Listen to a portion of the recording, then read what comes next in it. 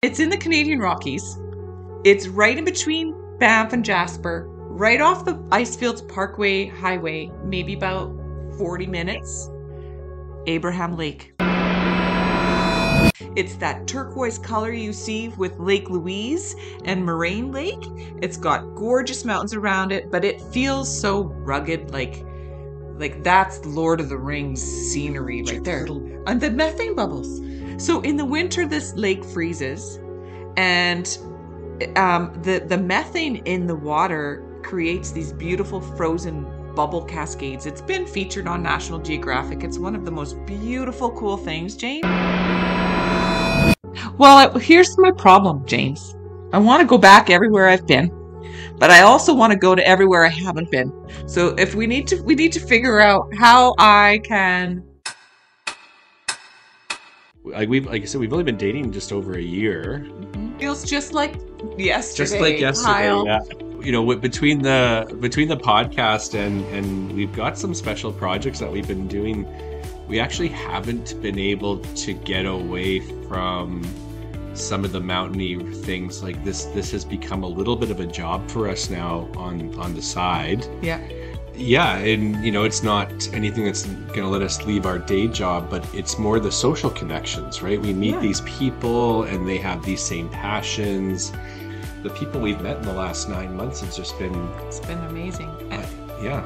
And I remember, like, on one of our first trips, I have it actually, I wish I could pull that out, but I have a video of you saying while you were driving to Abraham Lake, you said, even if, this was before we had our podcast posted, even if 30 people listen to our podcast, and that's all that ever listens, at least we're doing some really amazing things in beautiful places. And that's all that really matters in the end to us, I think.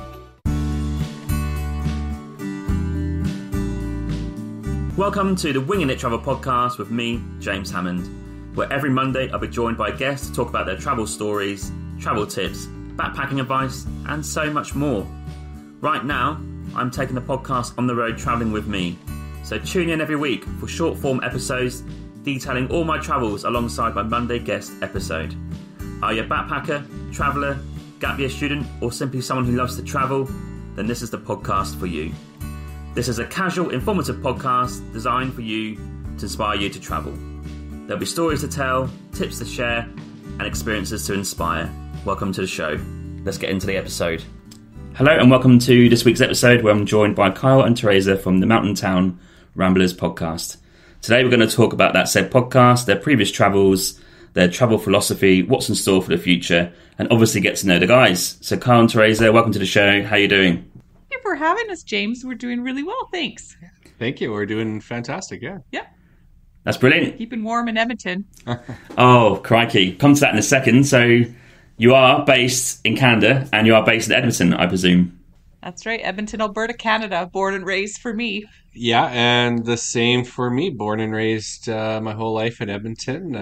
Just a 2.5 hour drive to the first view of the mountains. So nice and close. Yep. Nice. And maybe for people who don't know much about Edmonton, can you describe what Edmonton is like and where it is, maybe in Canada too?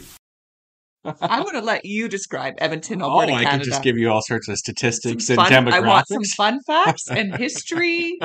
Reel the people in, Kyle. Well, Edmonton is the capital city of Alberta, one of the provinces in Canada. Just over 1 million people, 1.3 million people.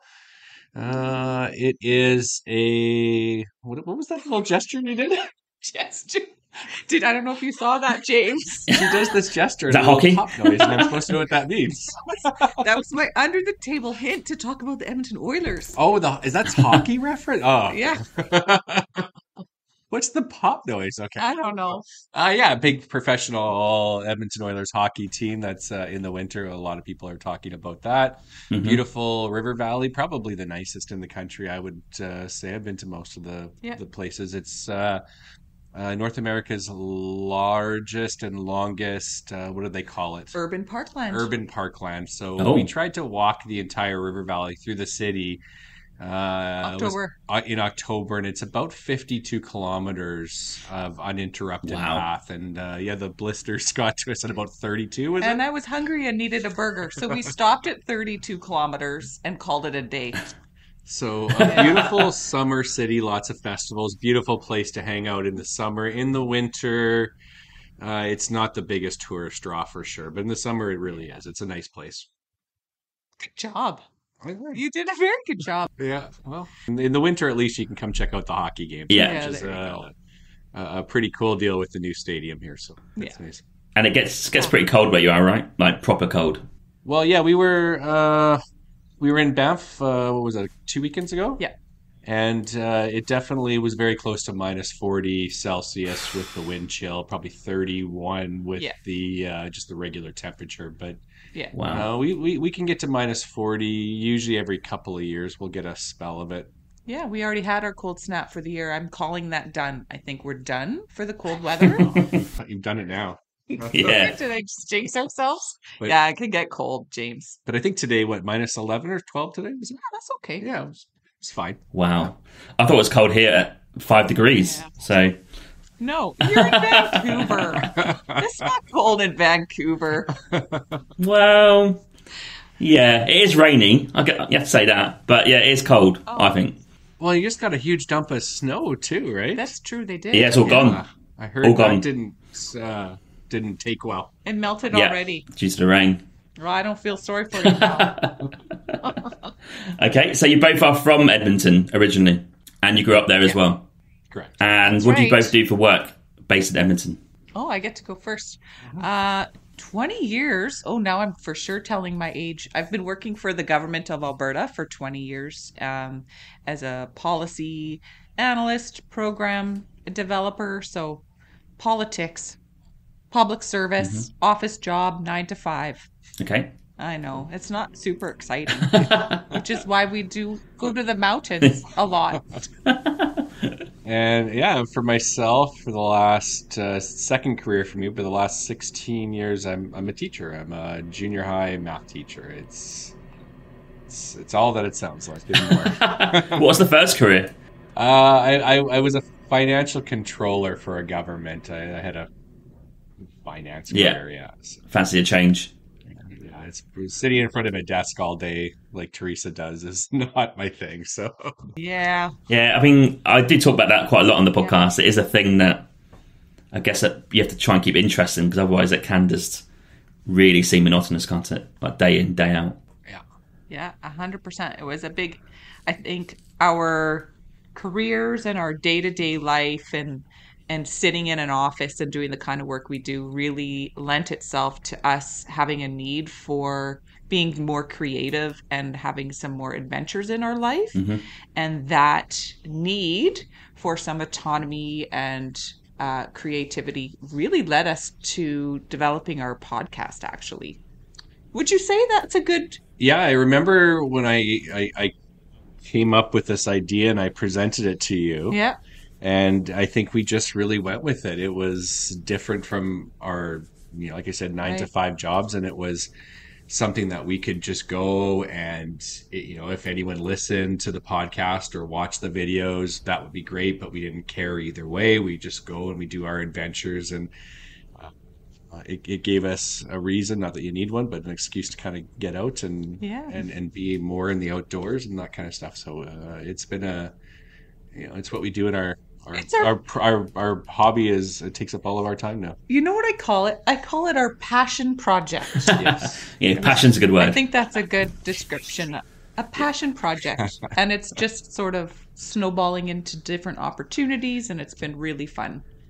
Yeah. So now our jobs are our jobs, and we're getting all of this satisfaction and motivation in another area of our life, which is really exciting. Nice. And growing up in Edmonton, was there much travel adventures as kids? Do you remember? You go first on this one, Kyle. That's a tough one. To be honest, no. I remember as a younger child, my mom and my sister, we went to Disney World one time. I remember doing that when I was maybe 6.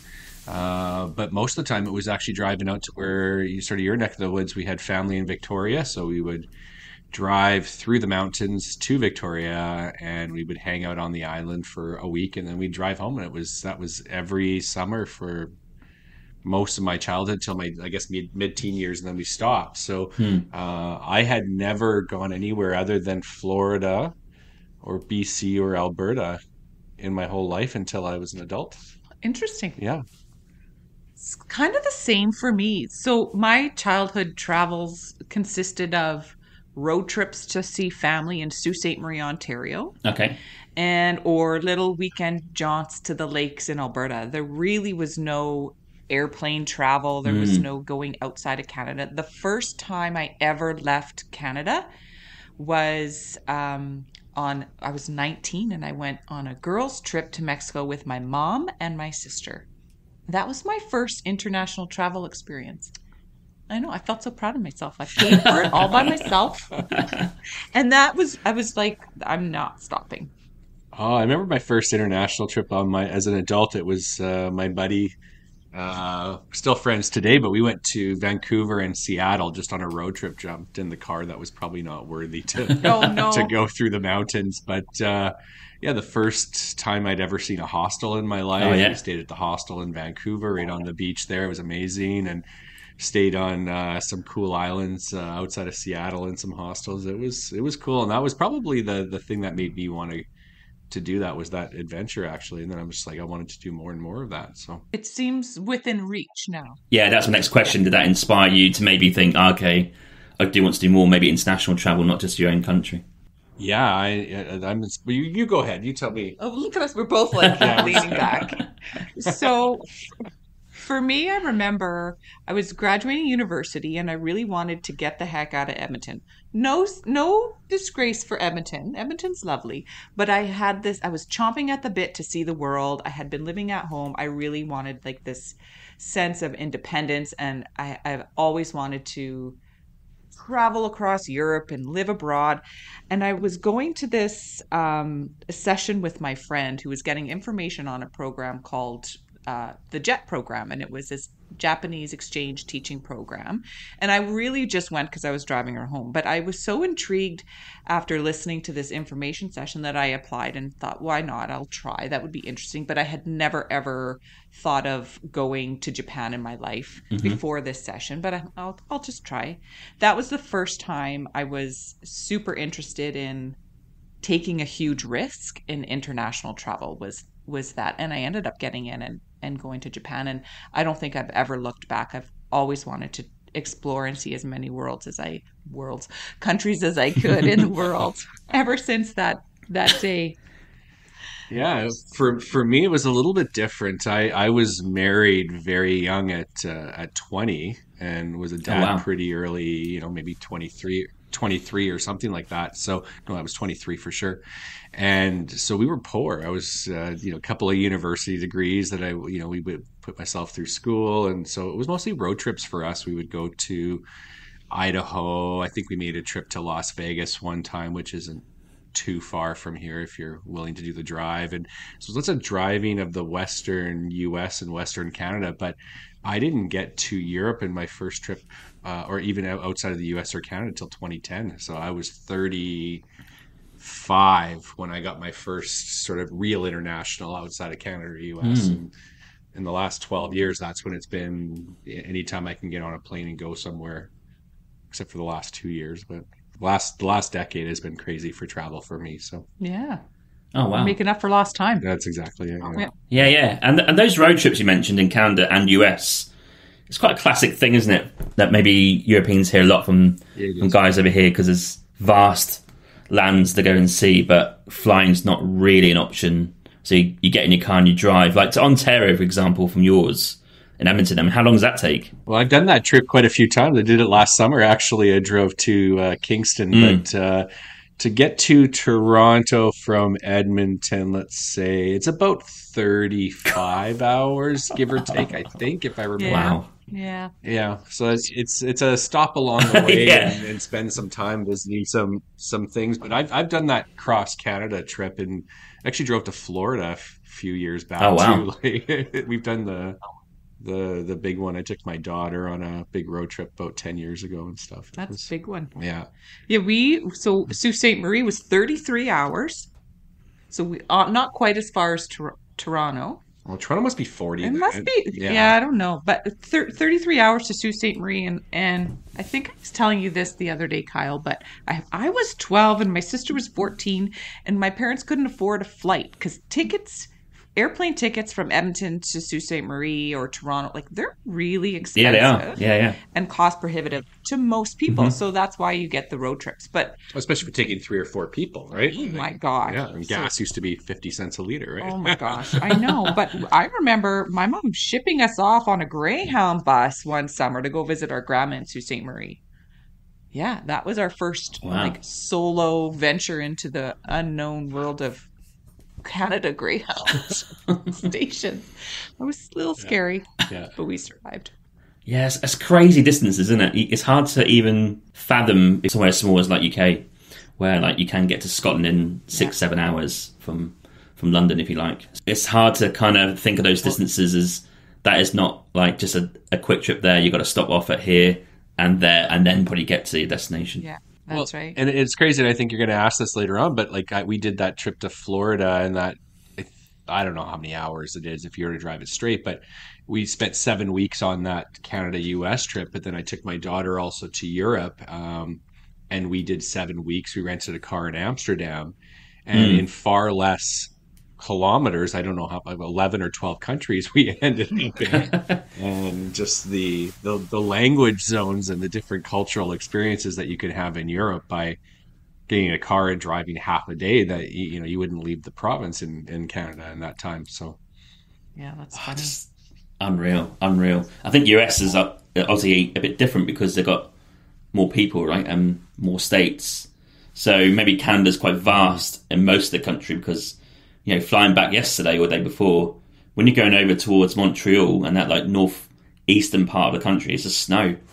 Like just snow and ice. There's no roads there. I don't know if anyone's ever been there. It's just like huge lands, isn't it, to get through? But US is like different states, and I guess there's more population and maybe more towns on the way. Yeah, absolutely. Yeah, except for Wyoming. That's a big state of nothing to get through, but it's beautiful though. Wyoming, don't make fun of Wyoming. Not making fun of Wyoming. There's no people there. I've never been, but I'm sure it's lovely. It is lovely, actually. It's nice. Okay, one quick question before we go on to more travel experiences. Kyle, you are a pinball fanatic. Oh yes, I heard Theresa sent you this information. Yeah. Well, did she tell you that she is also probably more of a fanatic than I am? Right? No mention of that. No, I left that out. Well, we have a local league here. It is a very sophisticated hobby where every time you play in a tournament or your leagues, they're very organized, but everything is reported to a central reporting place where they keep world rankings. There's provincial championships, there's North Americans, there's European championships, there's world championships. So we have a league that's only about 15 minutes from us. So it's every other Thursday. And I don't know, there's about 60, 70 people that play. 45, 50 show up on any given day. And, it's 4 hours of mostly socialization and a little bit of pinball, flipping your ball around for a little bit. And it's a lot of fun. So we've traveled for that too, though. I've traveled for that. One of the coolest experiences, I played in a pinball tournament in Spain. I was walking the Camino de Santiago, and I was on a rest day, and there's a map that'll tell you any tournament that's going on in the world at any time. And I thought, you know what, there's no way, but I'm going to check the schedule and see. And 40 kilometers away from where I was, there was a massive weekend tournament. And I thought, I've got to go to this. And I don't know, it was maybe 45 people.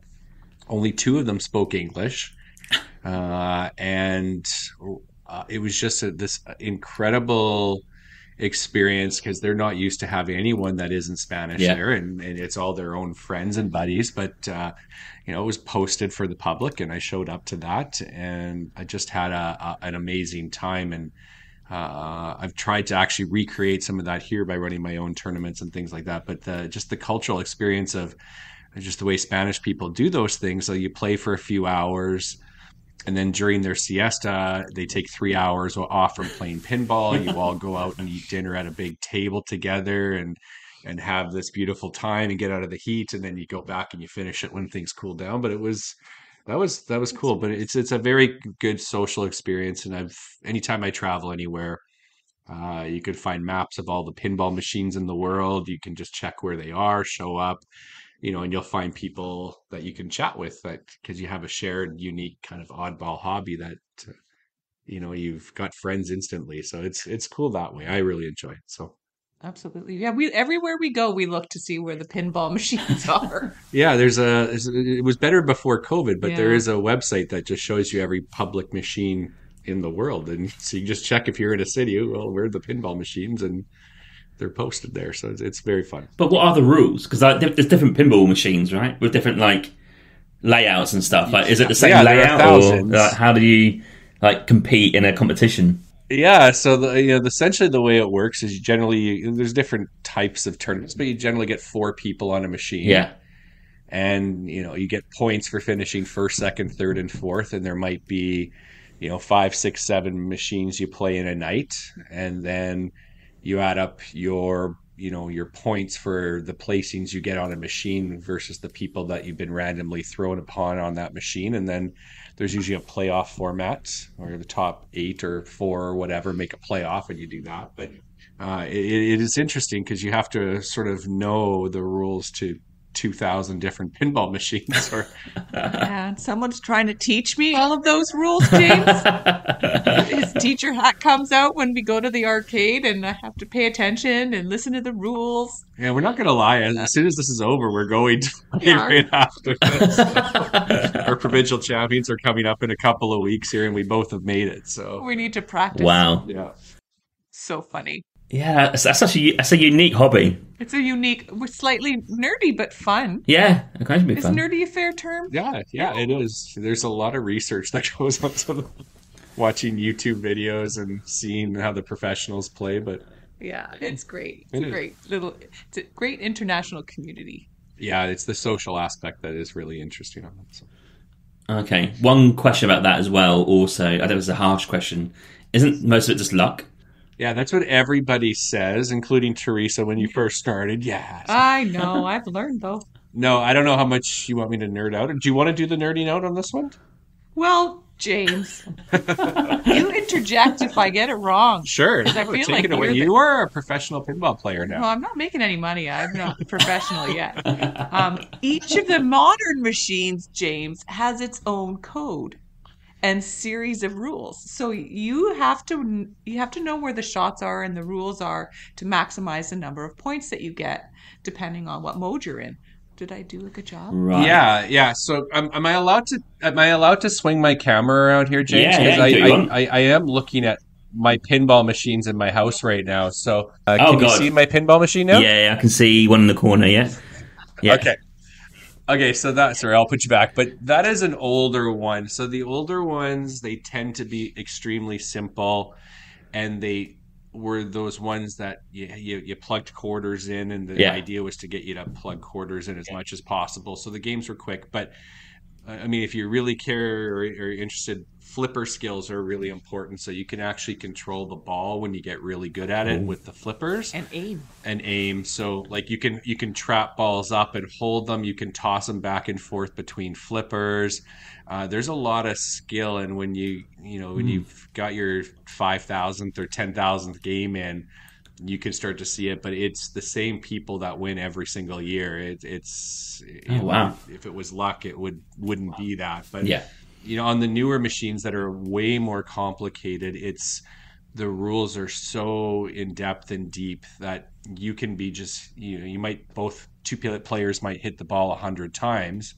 But someone has 100 times more the score because the sequence of where you put the ball is exponentially more valuable than something that isn't there, right? So I'm even boring myself. And this is where I stop paying attention. Yeah. You just edit all that out. But when you teach me things, it is not luck. You start at all. to say There's words some like luck. exponential. I'm like, do. Yeah. It's fun. That's where I go. It is fun. It's a lot of fun. It's fun. It's teasing you though.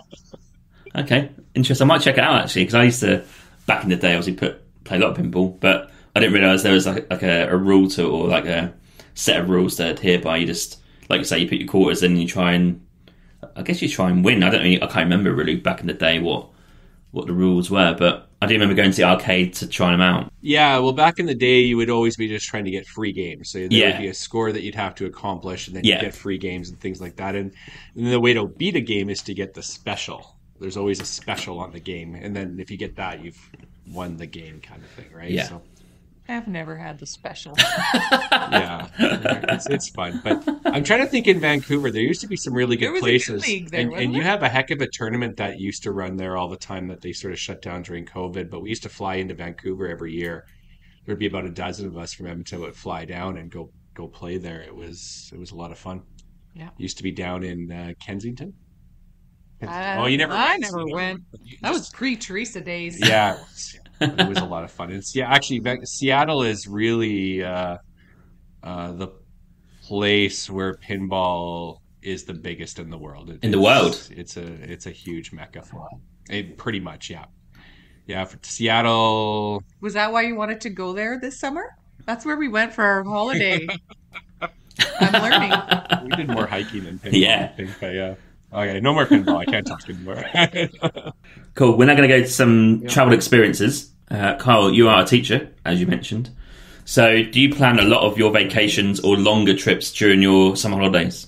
Yeah, so up until COVID, my daughter basically lived with me until COVID, and then she's 23 now, so she's sort of grown up and moved out. But her and I used to take the entire summers, 5 to 7 weeks, and go somewhere. So like we said, we did the road trip in Europe one year and just rented the car in Amsterdam and did a big loop through Europe. We did the cross Canada and US trip with my sister and my niece.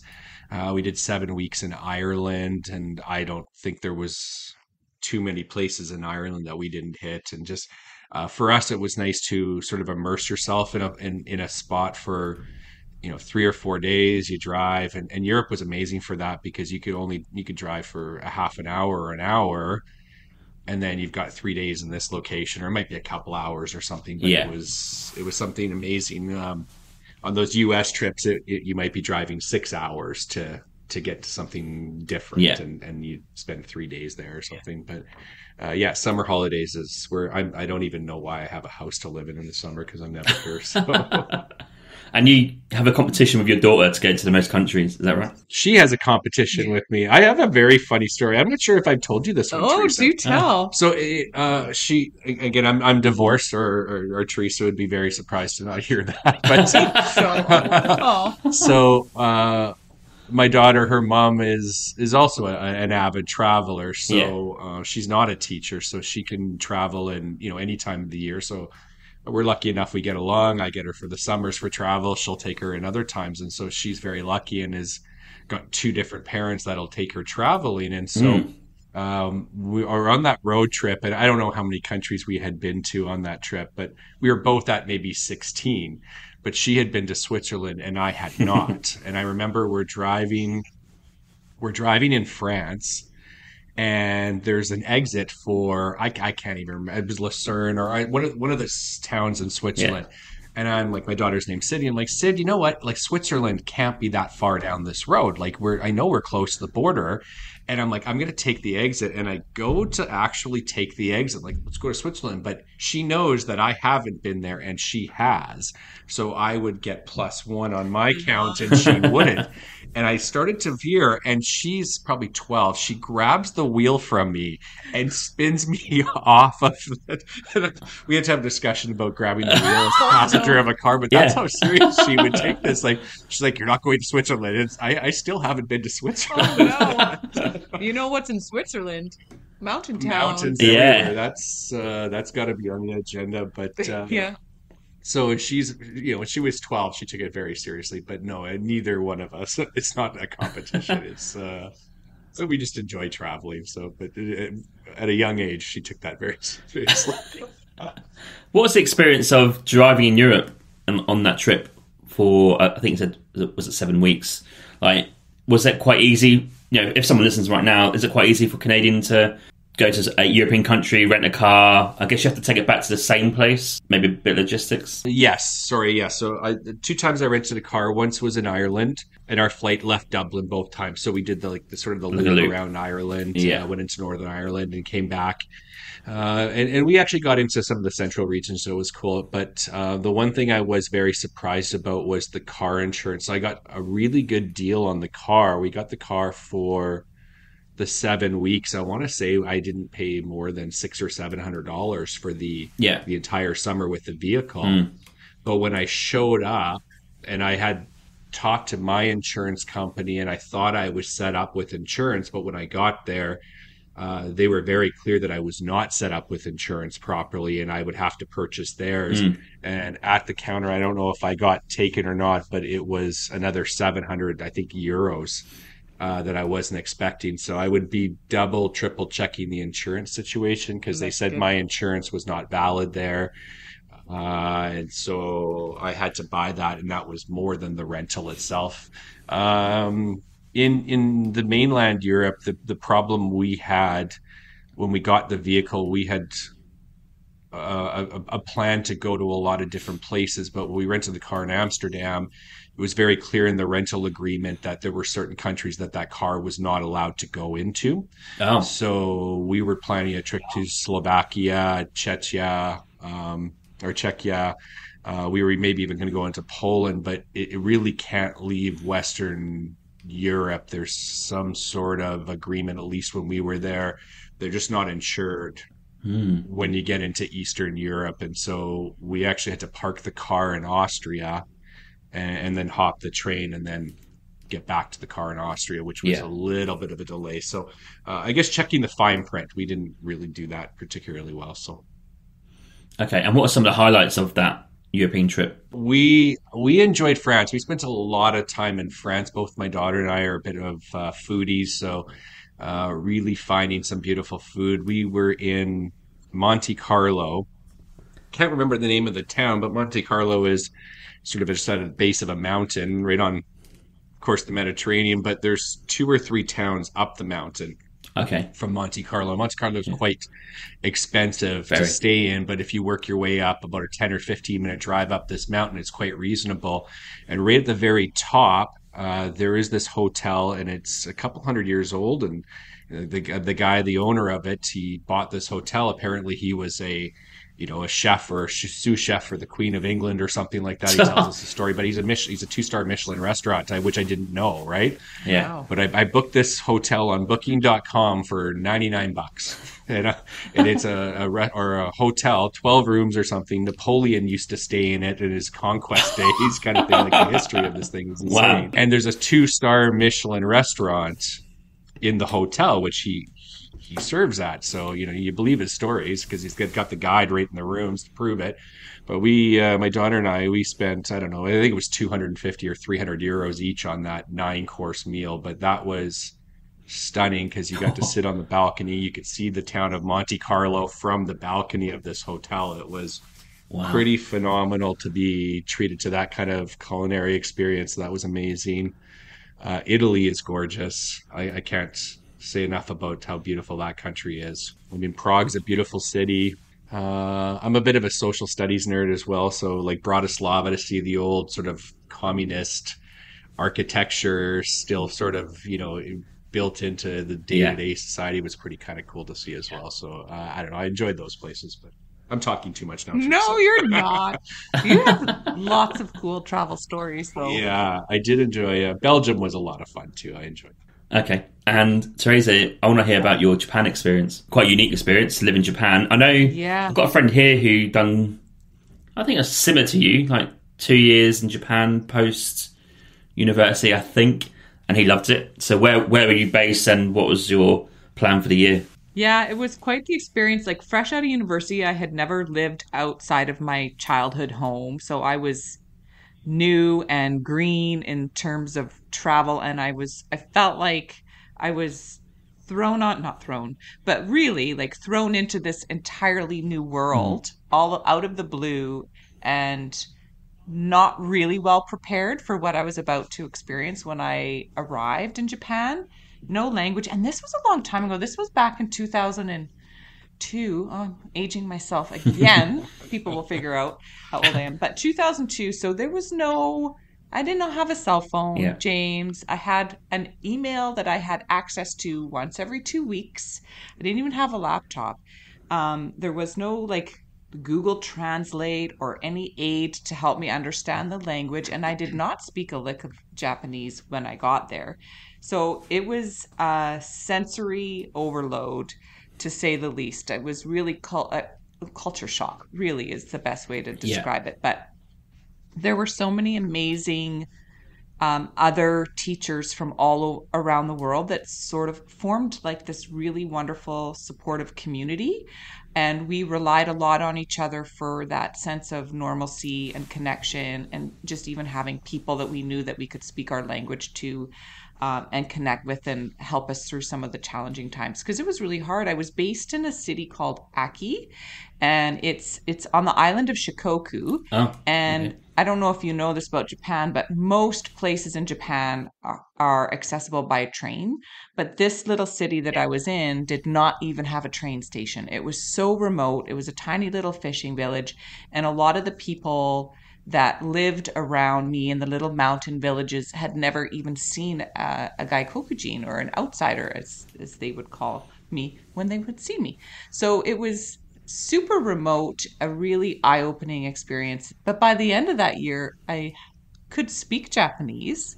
I had traveled to most places in Japan, and I had made lifelong friends both in Japan and from around the world from that one experience. It was amazing. So did you utilize the bullet train system on the mainland to go and visit all the different cities and stuff? For sure. So I knew I was only going to stay there 1 year, and my goal was to see as much of Japan as I could, knowing it's super expensive to go to any other time of my life. So I didn't know if I'd ever get back there. I don't know if I'll ever be able to get back there. So I did take advantage of weekends, holidays, breaks. Every time we had any time off, I would go with a couple of friends, and we would take the overnight ferry to Osaka, and we would go to Kyoto and Tokyo and travel as much of around Japan as we possibly could, and we soaked in every opportunity we could to see everything. Okay, because we done a month doing that bullet train stuff, and it was cool just going around all those cities. Are super connectable, super quick. So there's no stress really, because you buy your ticket and they're all on time and they're all quick, and you get there done. Like no problems. Like to the second those trains leave, those Shinkansen trains, they're so cool. Hey, they're so fast you can't even tell. It's scary. No movement whatsoever. It's kind of scary when you think about how fast they're going. But am I allowed to ask a question? You know what? I'm not the podcaster or the interviewer. You can ask a question. So I've only ever been on one train, like fast train in my life, but how fast do the ones go in Japan? Ooh. So Spain's got one between Barcelona and Pamplona, and they have a little thing that tells you how fast it is. Now you're on this train, same story, and I've never really been on that many trains before, and it says it's going 302 kilometers an hour, and I'm like, there's no way we are moving 302 kilometers an hour. Like, it doesn't feel like you're even moving. It's insane. It's insane. It is insane. But I don't think there's any... It's insane. I don't think there's any public transport system that can rival Japan's. No, I imagine it doesn't, So you want to... Like, the one thing that I think... I've said... People ask me about Japan a lot, because it's kind of an interesting experience and unique to many, I think. But... I've never ever, I've done a lot of traveling and gone to a lot of international countries, but I've never felt so safe as I have in Japan. As a single woman traveler, that is one of the most, I think one of the safest countries to travel in. As a solo traveler, it was amazing. And the people are fantastic. I think you're absolutely right about that. Yeah. They're just so nice that people they are. It's quite hard to explain how nice they are. Yeah, it's true. I know. I've heard a lot of stories about that. Like, you can leave a $20 bill on the table at a restaurant and it'll still be there hours later if you go back. I've heard this before. What place? Yeah. It's a beautiful country. Yeah. Okay, I just Googled, actually. It's 500 kilometers an hour they go, the trains. That is That insane. is ridiculous. Insane. That is It's about 300, 250 miles an hour. How fast could we get to Banff?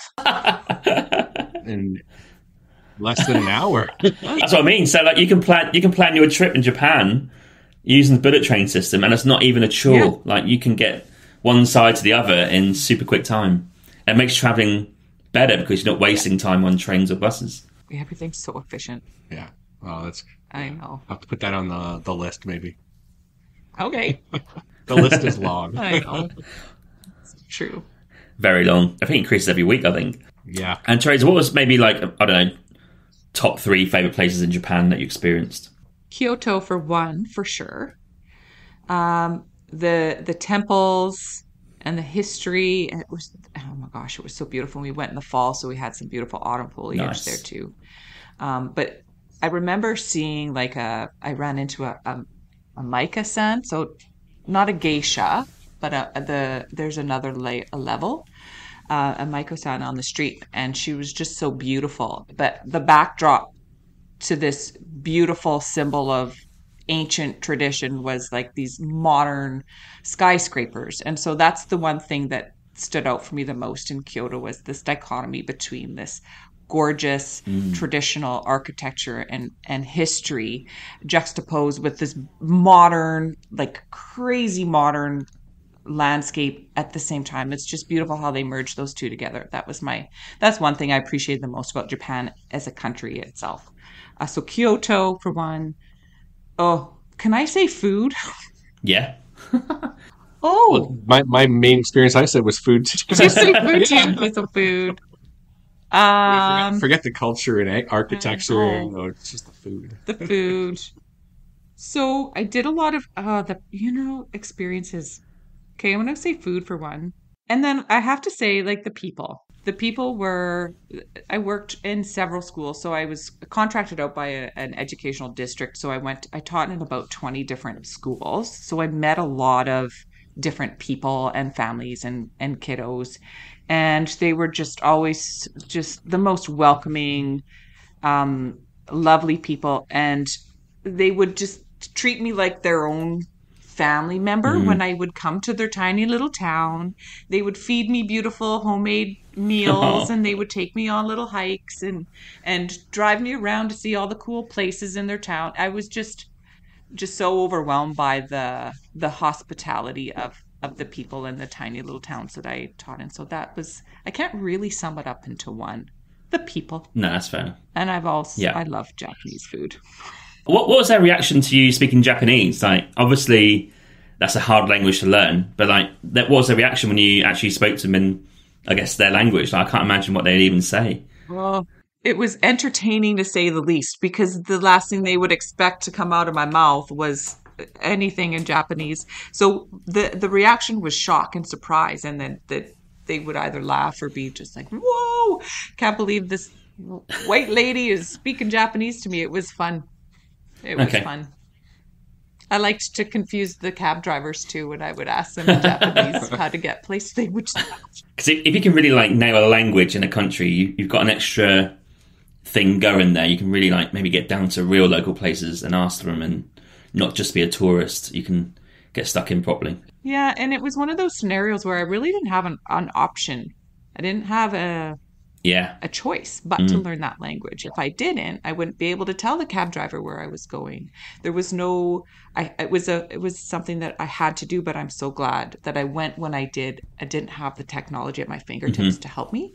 That really forced me to learn that language. And because I had that ability, or was forced to learn the language to survive, really, and to do my job, I met so many people and had amazing connections with the local people that I would never have otherwise. So that was a good benefit for me. Okay, awesome. And Kyle, we're going to go back to you. Camino, 4 times you've walked it. Now, first question is... Show off. Is that the same one from France to Spain? Or is it different trails you've done? So largely it's been the same trail. So for me, this is one of my favorite things to do, and I would have done it more, but I had one canceled due to COVID as well in 2020. But I did the Camino Francais the 4 times, but I did try to do the the northern route as well. That's the hardest one, isn't it? It's the hardest one, and it's also so. For those that don't really know, the traditional Camino Francés goes. The trail moves periodically, but generally it goes through small, very rural Spain. You go through 5 major towns. It's Pamplona, Logroño, León, Burgos, and then Santiago de Compostela. But everything else is pretty tiny. And these places really rely on that ancient pilgrimage for their economics, and it is just one of the most amazing experiences that I've ever had in my life. And so I really did want to try the northern route on my last one. So it starts I'm going to botch this, but it still starts in France. It starts just outside of Bayonne, and you walk from Bayonne to the Spanish town. I think it's pronounced maybe Irun, and then you go to they call it Donista now, but San Sebastian. And so I did that leg of it, and San Sebastian or Donista, it is postcard. It's unbelievable. It's a spectacularly beautiful seaside resort that's sort of tucked into, in between these mountains. I mean, it is unbelievable and spectacular. But the problem is that 99% or 99.9% of the people that are in that town, they're tourists, wealthy tourists from, England or France or wherever they come.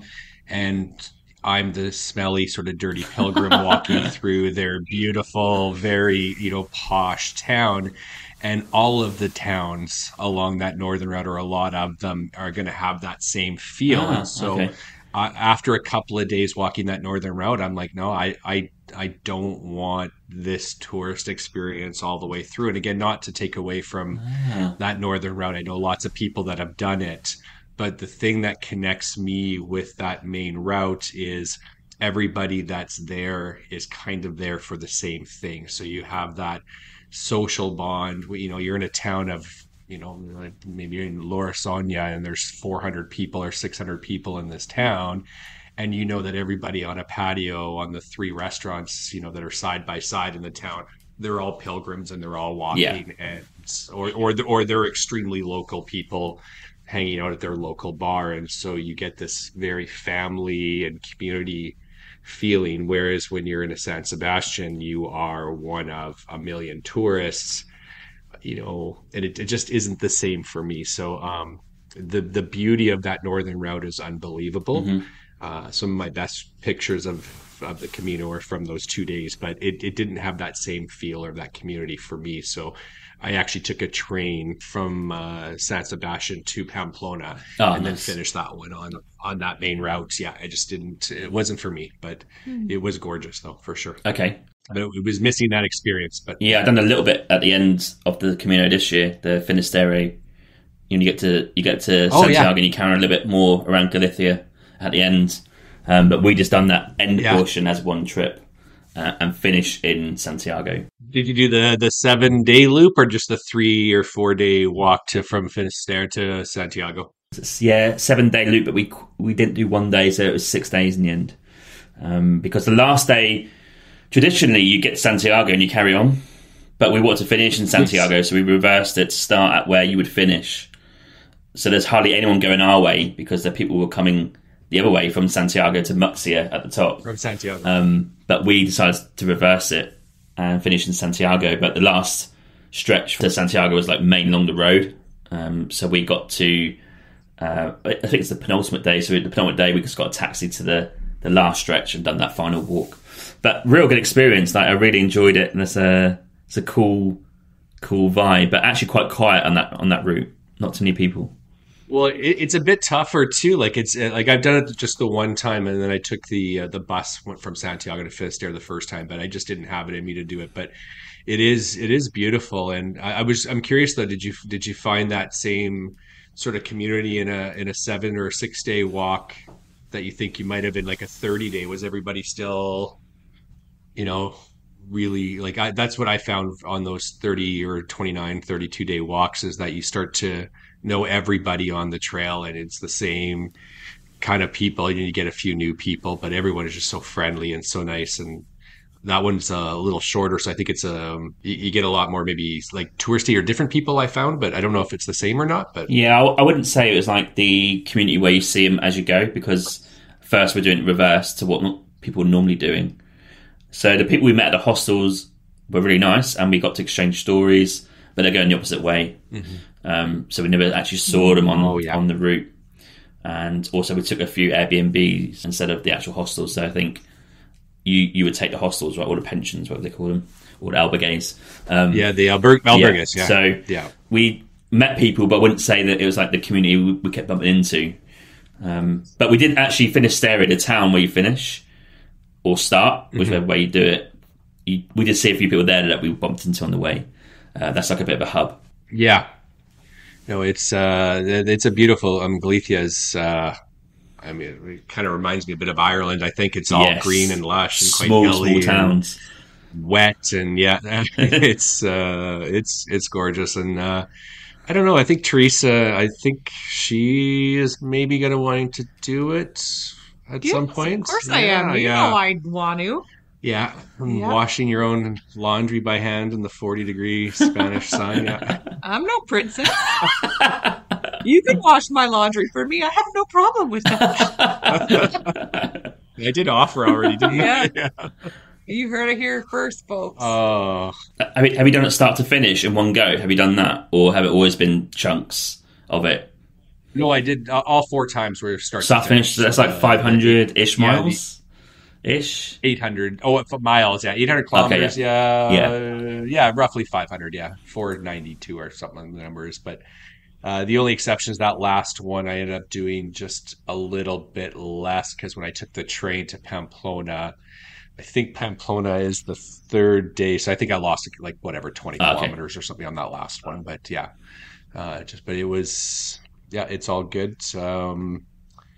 It's really enjoyed it. It's my favorite thing. I'll probably do it 10 more times before it's all over, I think. But if Theresa will let me, anyways. Oh, dear. How long would it take you normally per, like, how many kilometers or miles per day were you walking? Or how many breaks did you have, like day breaks? Yeah, they were all different. So one of the times I did it with my daughter, so we sort of slowed the pace down a little bit. The first time was 32 days start to finish. The second one was 29. Oh, wow. Okay. But the guidebooks are typically 32. Like there's a fairly famous British gentleman, I forget his name, Brierley. Anyways, he writes some pretty famous English guidebooks for it, and he usually recommends 32. So that's typical, but it's pretty leisurely at 32. So it's 22 or 23 kilometers a day. Still quite a bit there, isn't it? It is, but when you sort of break it down into, I'm going to walk 5K and then have a coffee and my breakfast. Yeah, true. I'll walk for another hour and a half and eat my lunch. Like it doesn't feel too bad. And until you get to that central part of Spain and it's 40 degrees every day in the summer, because that's the only time I can go is in July and August. Yeah. And it does get, I would rather be in, we had this talk the other day, would you rather be in minus 40 or plus 40? Minus. I'll take plus 40. I would take minus 40 any day. I'm just going to stay inside. I think plus 40 for me. Yeah. Like Australia, for example. Neither one of them are terribly comfortable. No. Yeah. But that's... I would highly recommend that for anyone. If you've got the time, even if you had to do it in chunks, it's pretty spectacular. I think only about 10% of the people that finish it start in Saint-Jean-Pied-de-Port in France and finish it off. So I'm very lucky. I know that to have the job that I do that allows me to, take a 5-week holiday to do that and then run around Europe for another 10 days before I go home. But it's pretty amazing. Mm-hmm. Yeah, I'd love to do that start to finish, I think. I'm not religious at all, but I would just like to do the experience of walking that far for that distance and kind of that community feel. And most of the people that walk it, with the exception of maybe the last, Spanish people will do this for... it's one of those things when you graduate high school, you just do the Camino. It's the expectation that... before you go into the work world, you just got to finish. But most people will start in I've forgotten the name, but it's the little fourth last day because you only have to do 100 kilometers to get your Compostela. You don't have to walk the whole thing. So you get a lot of those 18, 19-year-old Spanish people on that last 100, but that first 700 is my favorite for sure. It's amazing. So it's pretty cool though. Yeah. Okay, so Theresa, back to you for New Zealand. So you've been there. Oh, I used to live there back in the day. So you did? I did. Yeah, I lived in Wellington. Where did you live? Wellington. Okay. I went to the South Island near a little town called Geraldine. So I actually traveled there when I was living in Japan. It was one of my vacation trips that I took while I was there. And I took 2 weeks to go to New Zealand. But oh my gosh, Christchurch was beautiful. And we did the little loop around the South Island. Milford Sound. It was so gorgeous. And dream. I know. And the coolest story, I don't know if you know this, but it was a time, oh gosh, so long ago, when Lord of the Rings was still in theater, and we watched the Lord of the Rings in a theater in southern New Zealand, and behind us in the theater were actual actors from the movie watching themselves on screen. It was so cool. It was a really neat experience. But it really was. We were walking in Lord of the Rings. I had that movie in my head every time we went anywhere in New Zealand. It was just out of this world beautiful. And that was the first time I had ever ventured up a little mountainside when I was in New Zealand. And I think I was 22 when I went, and I hadn't ventured up a mountainside since then until this guy. It's been a hot minute. Yeah, we've only been dating just over a year, I know. It's that was a long time between mountains. That was a long time ago. Yeah. I know. Yeah, New Zealand was beautiful. I would love to go back. Yeah, what mountain was that you trekked up? It was Little Mount Peel, just outside of Geraldine. Yeah, it was really beautiful. I don't know how long it took. Maybe 5 hours. Are you going on all trails? No, I'm just checking where Geraldine is because my New Zealand geography is not as strong as it should be. On the east coast, midway through the South Island. Okay, I got it here. Little farmer town. Lovely. That is. Yeah, it's like a nice little area, that, isn't it? Yeah. Yeah, I'd love to go back. It was beautiful. I think we drove there between Christchurch and I guess it'd be Lake Tekapo. Yep. Yeah, that would be on the way, as I seem to recall. Yep. Lovely. New Zealand's great, isn't it? It's got to be up there. Yeah, it's gorgeous. Yeah. The South Island especially, if you want the whole mountains and the Milford Sound and the fjords. Dream. Yeah, it was a dream come true for sure. Any plans to go back or visit again? Well, here's my problem, James. I want to go back everywhere I've been, but I also want to go to everywhere I haven't been. So if we need to figure out how I can get rid of my 9-to-5 job, have lots of money. I have some lottery tickets in my purse so that I can go to all of these places. I have a hard time. I go back and forth between wanting to go back and revisit some of the places that I have been to before. But my philosophy about travel is that I want to see as much of the world as I can. So I have this tension between really having that strong desire to go back to places I know I love and the people that I've met, and wanting to see new places and have new experiences. And that's a tough challenge for me. I want it all, and I can't have it all. Well, I think it's interesting, like, and I think you and I are starting to appreciate it. And it's been sort of late in my life before I appreciate it, but it used to be, I want to go to as many places that I can. And again, when my daughter and I checking off the countries on a checklist, but for me that doesn't resonate as much as you know. I would rather, you know, spend a month in a place now and get to know it a little bit better. So I think that for me, I actually now have that realization the world is too big. You're not going to see it all, and it's too bad. Like, you know, even if we're lucky enough to have 20 or 30 years after our retirement and unlimited funds, you just cannot see it all. You can't see it all, or like not in a way that you want to be able to see it, right? Being able to, you know, spend 2 weeks in a place, you know, get to know the locals and that kind of stuff. It's hard, but you know, you got to be a little bit choosy now where you Where do we go? want to have those experiences, which is why I don't go to Las Vegas. Don't need to go there anymore. Yeah, that's fair enough. Kind of brings me on to how do you guys plan your trips now, like together? Because obviously, as a teacher, you're going to get more time off, right? So, do you still go away solo, or do you kind of plan time off together more now? Well, here's the fun fact of the day. Teresa gets almost as much holiday time as I do now. I sure do. And she can take it whenever she wants to, and she's not. So yeah, she gets. Well, you could probably take 9 or 10 weeks if you had to, right? Yeah. Yep. Wow. But I know. So we are lucky in that regard. But like I said, we've only been dating just over a year, and we have feels just like yesterday. Just like yesterday, Kyle. yeah. Feels like no. I'm gonna get into trouble here. No. So between the podcast and we've got some special projects that we've been doing. We actually haven't been able to get away from some of the mountainy things. Like this has become a little bit of a job for us now on the side. Yeah. And we don't want to turn down the project sort of early on with these collaborations we're doing with some people and things like that. So, but to answer your question, like how do we plan a trip? The only trip, we went to Oregon. Our road trip this summer. How did we plan that? We were supposed to go. We were supposed to go to Vegas. It's going to be Teresa and I going to Vegas, and because you've never been, yeah.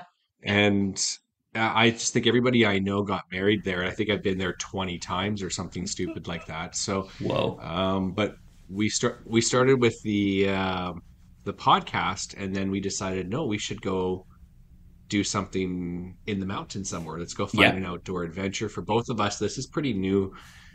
Really since after COVID, where we've been like, I hadn't hiked a mountain other than the Camino, which, in my whole life until 2 years ago. I've been to all the mountain towns and I sit on the patios and look at the mountains, but I certainly wouldn't climb one of them until a couple of years ago. But we went to Oregon. Yeah. You hadn't been, and I told you how lovely it was. And we did a lot of hiking out in the Cascade Mountains in Washington. Nice. We did parts of, what is it called? The Oregon Trail. Yeah. Yeah. The Oregon Coast Trail. Oregon Coast Trail. And just... it's unbelievable. So I would like to sum up, I think, like some of the things that we were looking for in that trip were beautiful hikes and nature. So that's important to us when we were planning our trips. Yes. I don't want to say pinball. Except for that was a consideration. But we may have added that to our itinerary. But really, we were pretty flexible, and we were really intentional about having our vacation time not about our work or our podcast. We didn't do any podcasts on the places that we went to because we wanted to just really be in the moment and experience and not put ourselves under. We wanted to have that flexibility to shift gears if we needed to, and I think that worked to our benefit. We needed that break.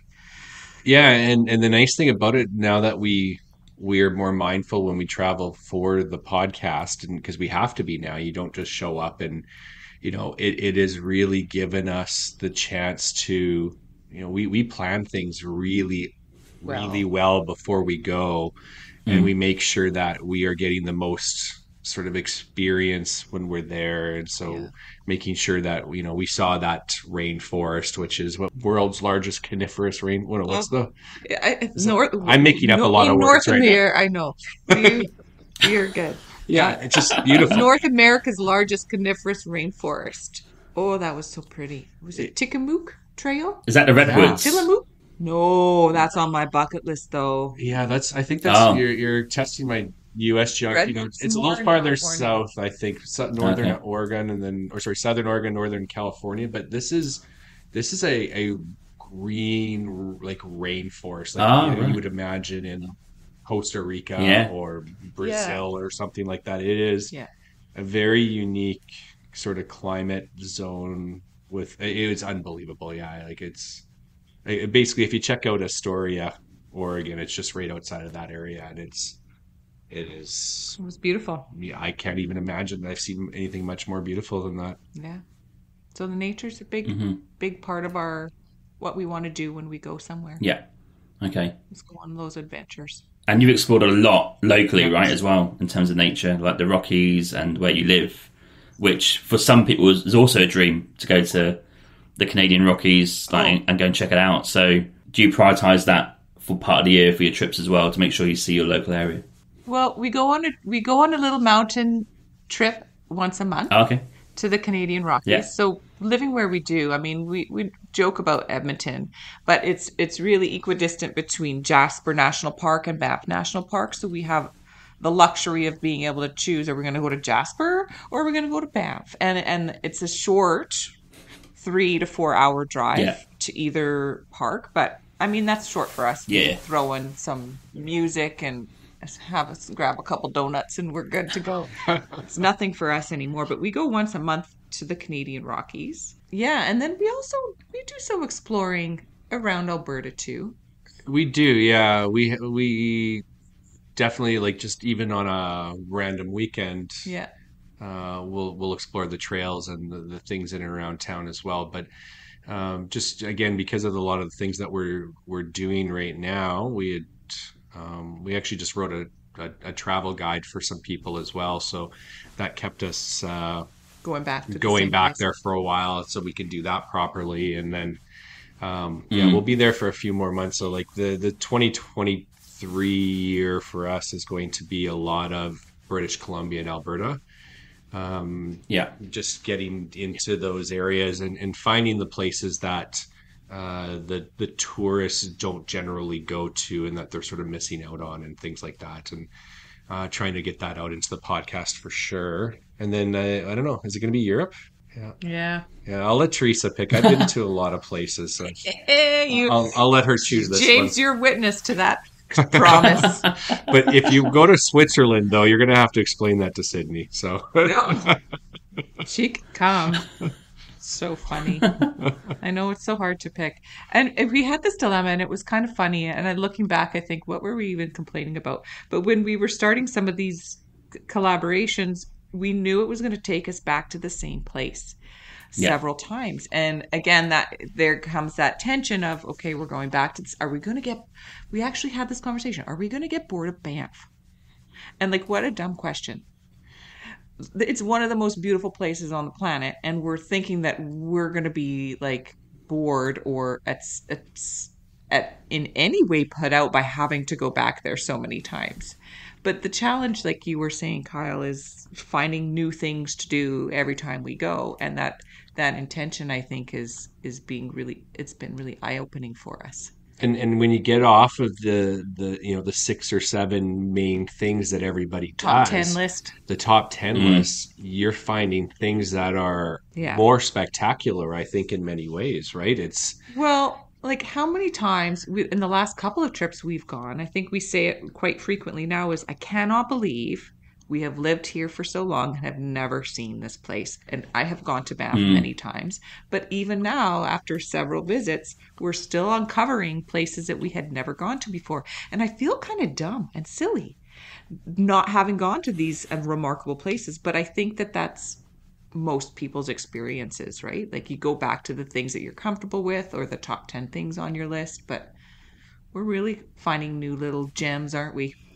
Yeah, it's pretty amazing. And yeah, the experiences for the last couple of years, spending a lot of time in those mountains now, it's been life changing for sure.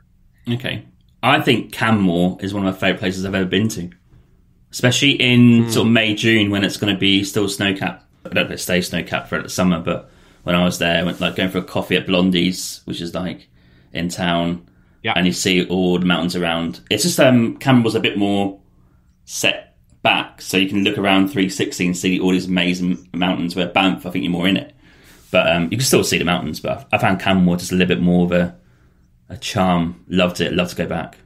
Love Canmore. Well, and we know, for our podcast, we know all the mayors of all the towns because we tend to interview them, so we could never play a favorite, but we like Canmore a lot too. Yeah. There's some charm in Canmore. We talk a little bit about it on our podcast too, and why there's a big difference between Canmore and Banff. But Canmore, not being part of the national park, has some more flexibility in their zoning bylaws and what buildings they can build, and so you have more of a vibrant scene, I think, in terms of the food and I don't know. That's There's also far more people that live in more Canmore, people. so it's a bigger town. Yeah. No, we really we're going there, James, next week. But I'm not making you jealous. You just got back from Greece. He lives in Vancouver. I know. Come on, like he's not going to be jealous. And he just got back from Greece. He's going to go sit at his 0-degree temperature, 5-degree temperature in the winter. It's going to be on his balcony overlooking the North Vancouver mountains and off the. That's where I live, North Vancouver. The air won't hurt his face. Yeah, he's not jealous. Yeah, it's really pretty in the winter though with the snow on the mountains. Yeah, if I remember correctly, hasn't Vancouver been voted the most beautiful city to live in for the last 150,000 years or something like that? It's always on that list of best places on earth if you can afford it. A lot of people don't realise that. Yeah, you have got the mountains in the background, but the city can be, especially downtown east side, can be hairy, to say the least. Yeah. But that's a different reason. I was actually going to ask for maybe, can you give listeners between you 3 tips for the Rockies that maybe it's not on the obvious to-do list? Oh, total. Well, you want 2, I'll take 1. You take 1 and 3. Go for it. Of the whole Canadian Rockies? 3 tips. Like places to go or things that they need to remember? Places to go where maybe it's not on the obvious, like top 10 things to do. So, Banff is going to be number 1, isn't it? What are some of the hidden gems, if you like, that you would recommend? I know mine. Don't steal mine.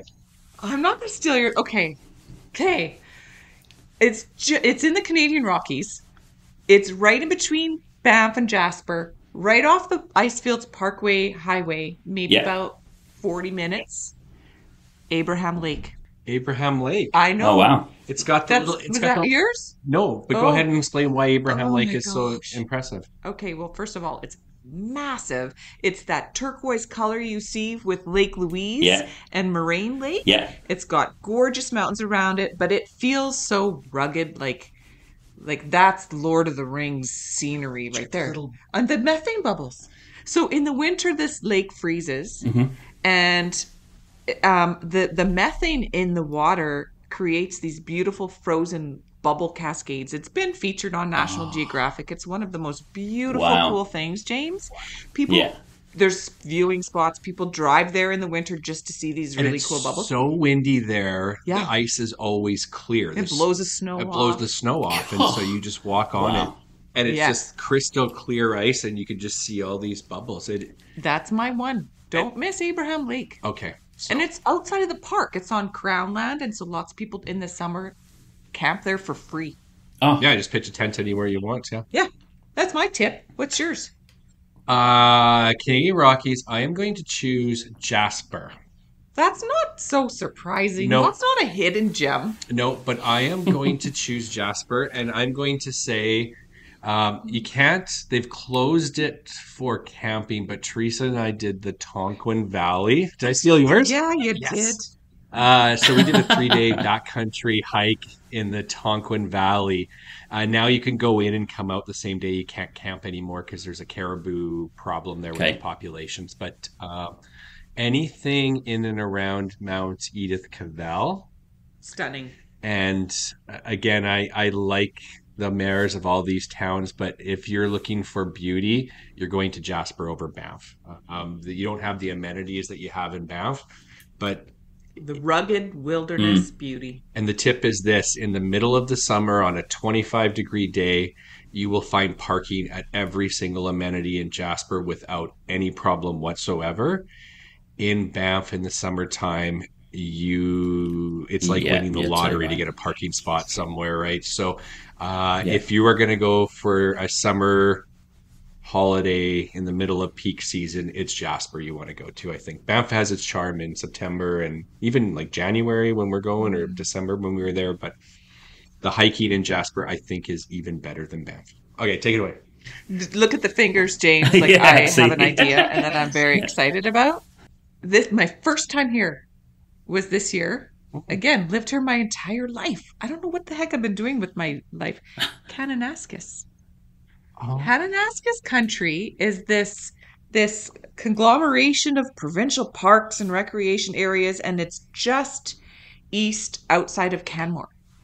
And so Canmore and Kananaskis are always often lumped into the same area. But if you just go a little bit east, there's beautiful lakes and mountain ranges, way less people, way more like rugged feel. But there's some wonderful hikes in Kananaskis country, and apparently some really beautiful snowshoeing. We haven't done that yet, but Kananaskis country, I feel I have lots of time for Kananaskis country and exploring what that has to offer. Especially for beginners.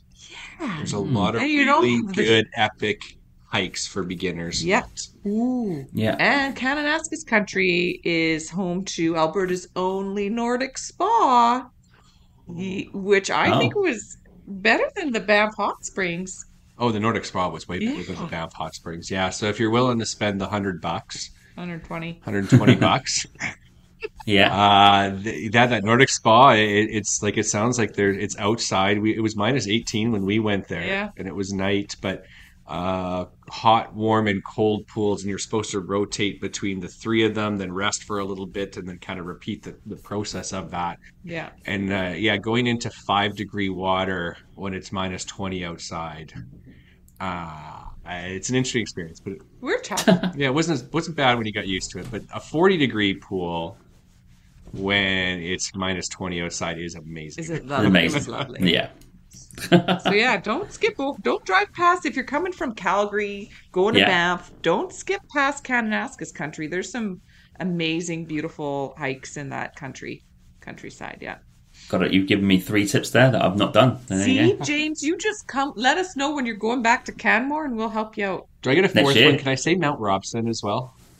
Can you say? Yeah, you can. Say if you got 2, I get 2. If you ever get a chance, go to Mount Robson as well. It's just it's just inside the BC border, but yes, it's outside of Jasper. Yeah, and it's if you can get a campsite there, which is getting to be impossible, but if you can, it's nice. Worth seeing as well. That's a good one. Or climb it in the winter, and you'll be fine. Okay. Yeah, we are back in the Rockies next summer, so I will give you guys a shout. Nice. Yeah, do so. Yeah, it'd be lovely. Late June, early July-ish. Nice. On a road trip. So yeah, we are coming back. Lovely. Yeah, honestly, give us a call. We'll give you a tour. We're all the time now. So. Local tour. Yeah. Fantastic. Okay, and I've got on my notes here. Theresa, you're planning a trip to Ireland before we go to your podcast. Oh, yeah. I'm going in April for my birthday week.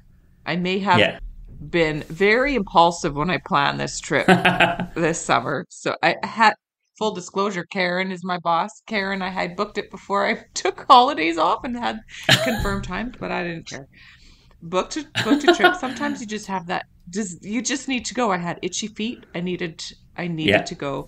I'm taking my boys on a mom-son trip for my birthday week in April. I have never ever gone to Europe, so I have gone to some countries in Asia and New Zealand and other Caribbean countries and islands and stuff, but never Europe. So Ireland is on my bucket list for many reasons, one of which is that's where my dad's family is from, and my dad passed away this summer, and so that's when I booked the trip. I'm like, I need to go. I'm going to spread his ashes there, and that's going to be a nice little beautiful trip that I have with my boys, and it's going to be really meaningful on so many levels, and I cannot wait. I'm so excited. Was that too sad? No. Did I make it sad? No, it's a meaningful story. Yeah. Which part of Ireland are you going to?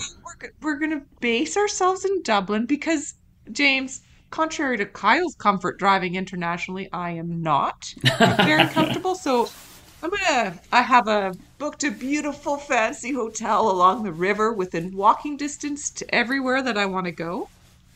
That's my style of travel with my boys. I don't want to be too stressed out.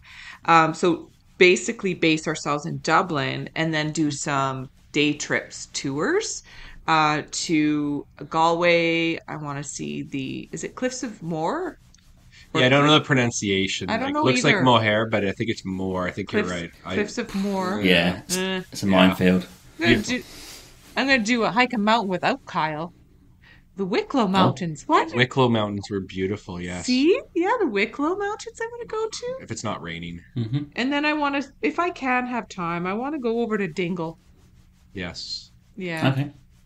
That's where my ancestry's from. So I feel like I'll have this, like, I don't know what I'm expecting in terms of an experience, but I feel like I will be connected to that area. I don't know why.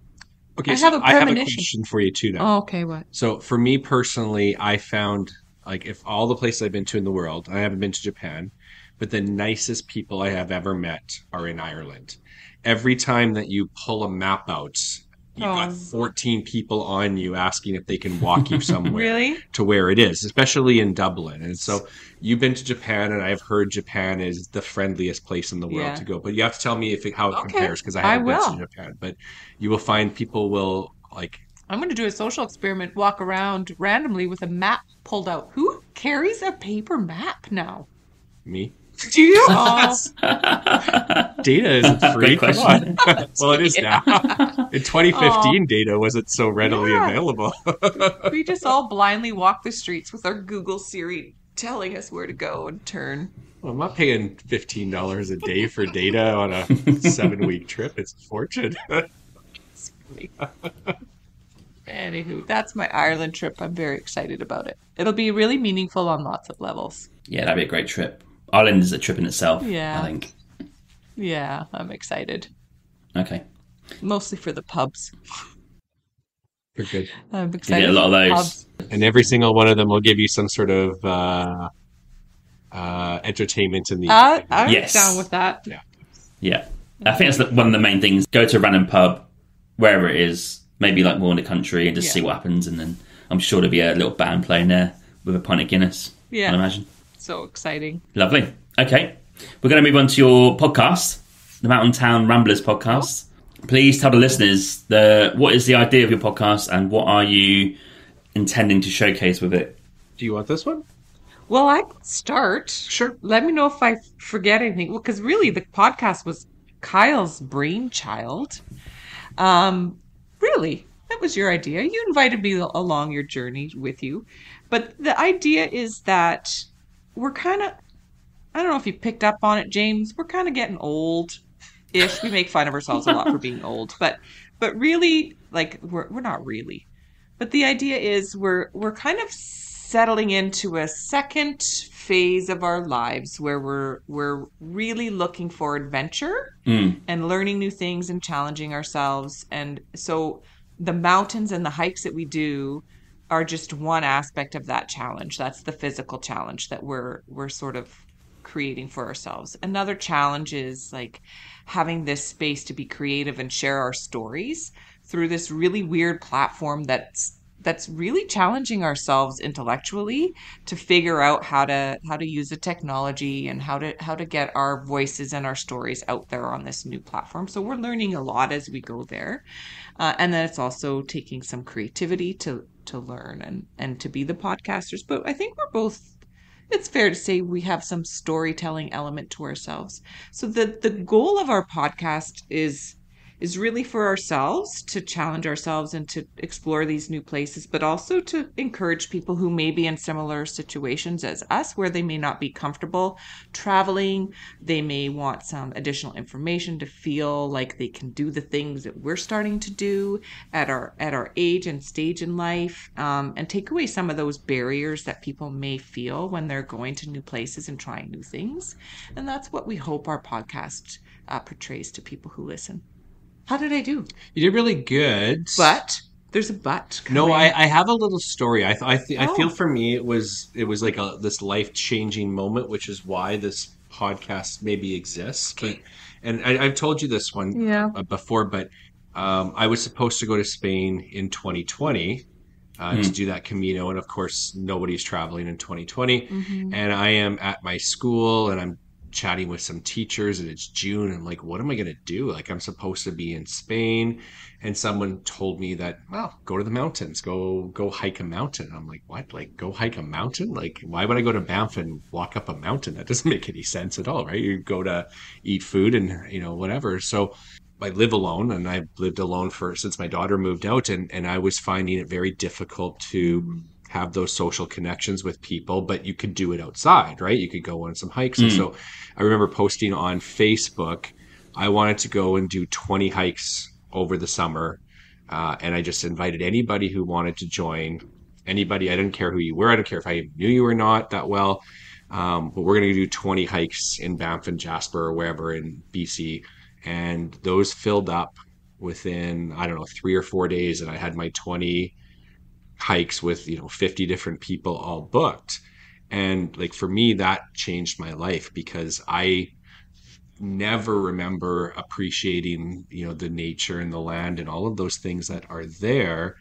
And then you spend 20-30 days climbing up these mountains, and it changes a person, and it changes you in a good way.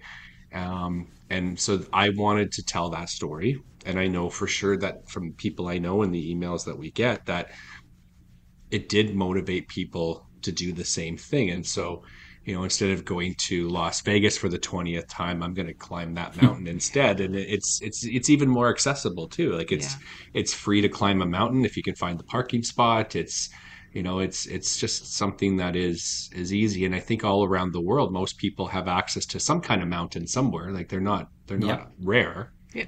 And so this is something that would transcend everybody, right? You can probably find something to climb, even a big hill somewhere. It's amazing. So yeah, it's so symbolic in so many ways. I think one of the best pieces of feedback we've had throughout this podcast journey and learning curve is somebody telling us that our stories inspired them to go out and get exercise and go outside and do some adventures outdoors when they never were doing that before. That was the biggest compliment. Because we're not mountaineers, James. We're not like super avid athletes. I get out of breath going up 100-meter elevation hill. Like, not anymore. You don't, though, and that's I get it there. I wish we had more time to tell the story, but I had a bit of a head start on Theresa. Yeah, you did. So I had those 20 hikes in my pocket before I brought her on her first one. And I remember going up that mountain, and Theresa, I don't know how much I want to... You tell the story. No. He's just trying to be nice and not hurt my feeling. It was a slog, I remember. Which mountain? Well, I don't know if it was Tunnel Mountain or if it was going to be Johnston Canyon, Inkpots. Inkpots. And I thought I was going to have to carry her out of there. But... He was literally pushing me from behind to help me get up. I didn't have pole... But I know. I was the last few that we have done, I am actually struggling to keep up with you. Oh wow! It is an absolutely just 180 change in just from just doing that, and it's fun, and it doesn't require us to go to the gym and do all that stuff. We're just out doing the things that we want to do, and just the transformation in our health has been unreal. Yeah. And there's something about being in nature that's good. Yeah, where does it come into like the dating aspect? Because obviously you said the 20 hikes were in the summer of 2020 or 2021? 2020, yeah. Yeah. And then obviously you've only been together for a year, you said. So how did you guys meet, and how did it like develop into the podcast and obviously the mountain stuff? Is there a beautiful story here? Yeah, tell us a beautiful story, Kyle. Okay, so the romantic, encounter on the internet, we met each other. Oh yeah, we went on a date. To a brewery, a local brewery in town here. Yeah, and it's just been amazing ever since. We both like to travel. Yeah, like get out. We don't like to sit around, and we don't watch TV. I don't even know how to work my remote. So we were talking about that today, and we just want to be outside all the time. And so. Yeah, it just kind of grew, and I do like to entertain people, and I like to make those social connections. So this was a good way to do it. And it's turned into something much better than I could have done on my own, for sure, having Theresa around. So let's start it off. Like, you were mapping out your trips. You had this idea of Where's doing that all. book? I know he was literally drawing out the maps of the places of the mountain towns that he wanted to go, and he had this idea, and he just said to me one day, like, "Do you want to do this with?" me?" And I'm like, "Okay." I have no idea. I was so nervous. Our first podcast, but it just sort of, James, like, kind of snowballed one thing after another, and we had this really great talk with Bridget Ryan in Canmore, and her and an Indigenous artist named Jason Carter, Bridget Ryan. They said when they were going on their own journey and developing their own passion project, they said opportunities beget opportunities, and that has stuck with me ever since, because for some reason we keep meeting people, building connections, establishing this wonderful supportive network of people who are like opening so many doors for us and amazing opportunities. And we had no idea where this would all land when we started. Back in January was our first winter hike of 2022. And our first podcast was in March of this year. So we really have not been at this for very long. But boy, oh boy, it's snowballing into some really cool opportunities for us. Yeah, and it's not anything that's going to let us leave our day job, but it's more the social connections, right? We meet these people and they have these same passions, and you're going to come here in June and July or whatever it is, and we hope that you'll come and look us up, and we'll tour you around. But the people we've met in the last 9 months, it's been amazing. Yeah. And I remember, like, on one of our first trips, I have it actually. I wish I could pull that out, but I have a video of you saying while you were driving to Abraham Lake, you said, even if, this was before we had our podcast posted, even if 30 people listen to our podcast, and that's all that ever listens, at least we're doing some really amazing things in beautiful places. And that's all that really matters in the end to us, I think. Yeah. Right? Yeah. 100%. That's all we're having an amazing time.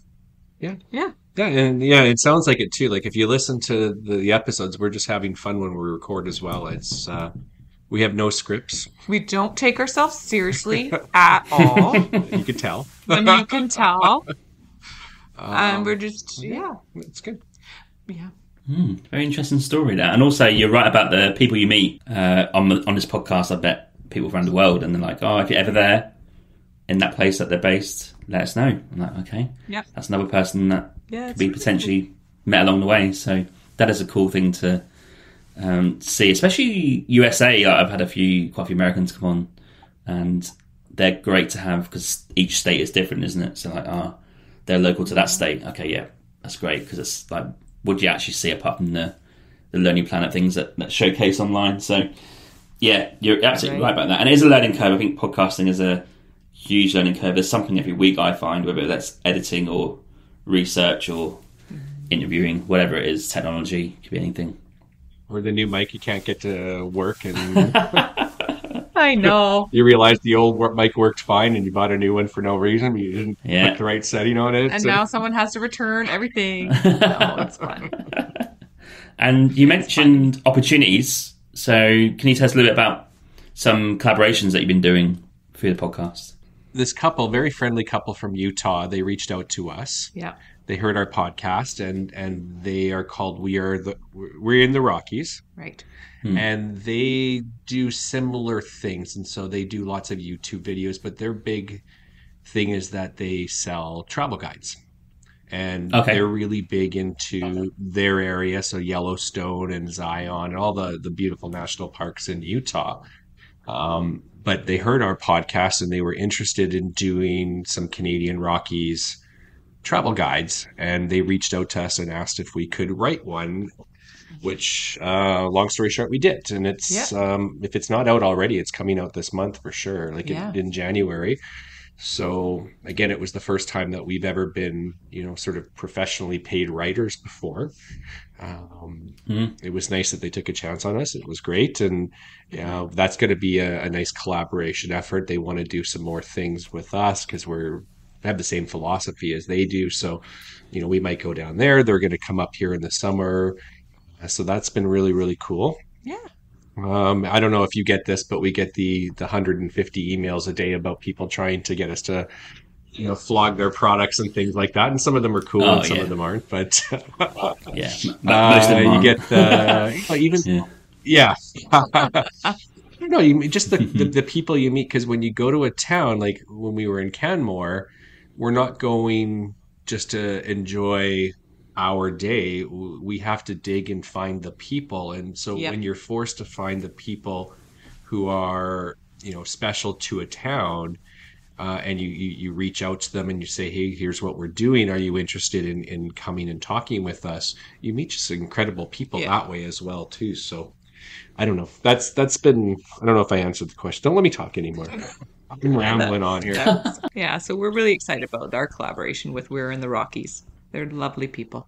Got it. And you mentioned here on the notes, Theresa, you said, I'm going to quote you here, I think, we have a New Year's resolution we think is fun or dumb or both. Lol.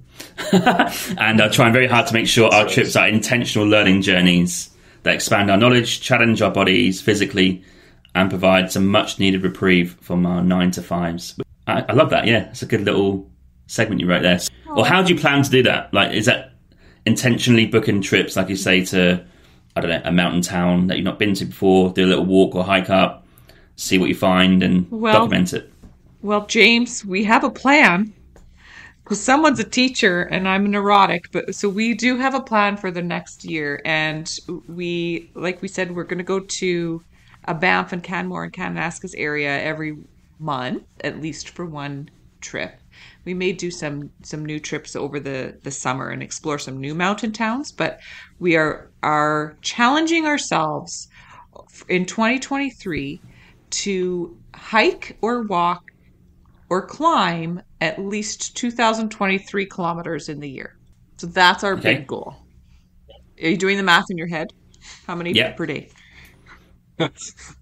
It's about, I know, it's about 5.5 kilometers a day. It's slightly over. Okay.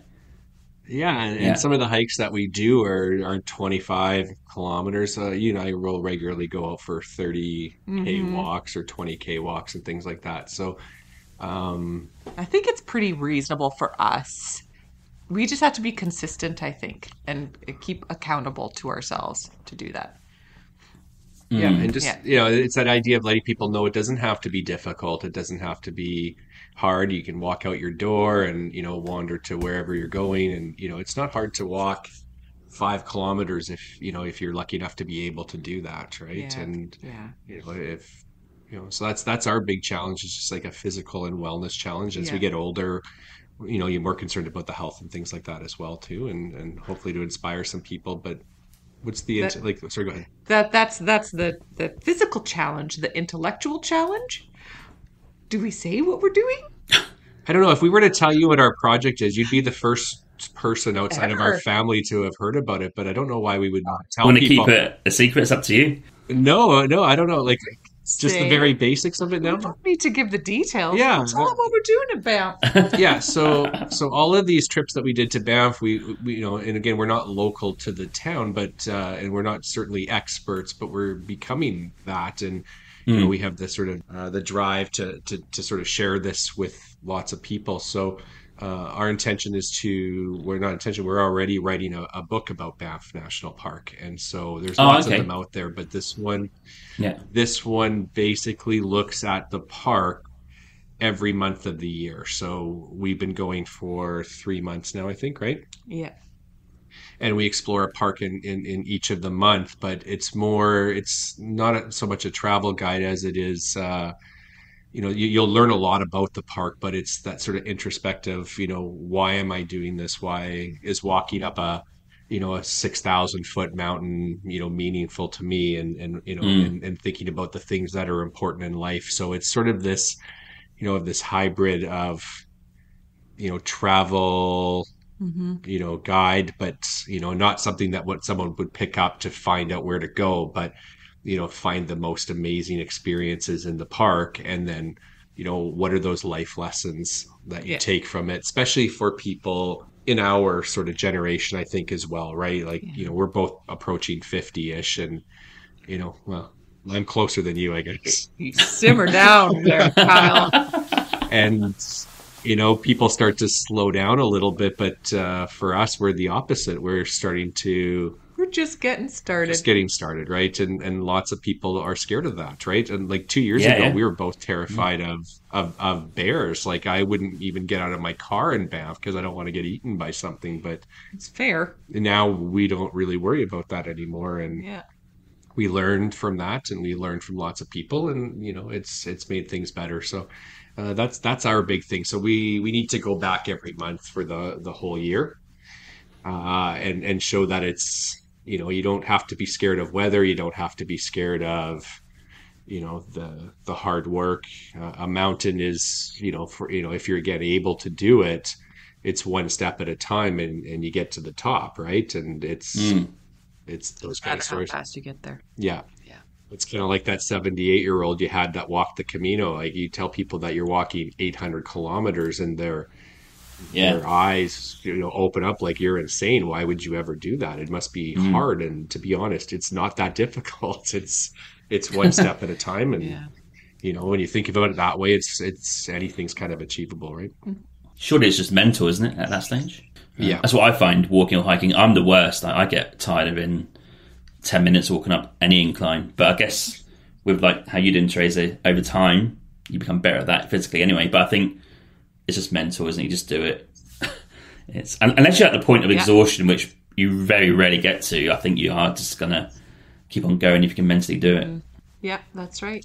Yeah, and that's where you got to be careful, though, too. Like if you are at your limit, know where that is. Know where your limit is. And then maybe head back down. But you don't want to be stuck on a mountain, especially in the winter time. But yeah. Nice. And how often do you release an episode on your podcast? Well, so far it's been one a month. Yeah. I don't know if you know this, James, but mountain towns are not cheap. So I do know that in Canada, yeah. So they're not cheap. So we were trying to space it out, do one a month.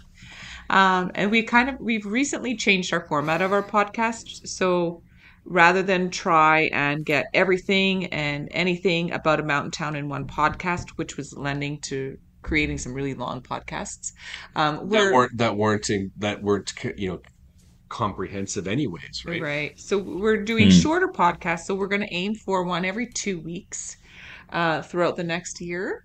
That's our goal. So they'll be about 30 minutes, and then they'll like dig deeper into an aspect of a mountain town, or really focus on some outdoor adventures that we're going on, and maybe dig into some history of certain things that we see and discover when we go. So there's some always really cool stories of these mountain areas. Like when you look at the early developers of these towns, they are fascinating people, some of them, and Banff is no exception for sure. Like for that one. So no shortage of stories to tell for sure.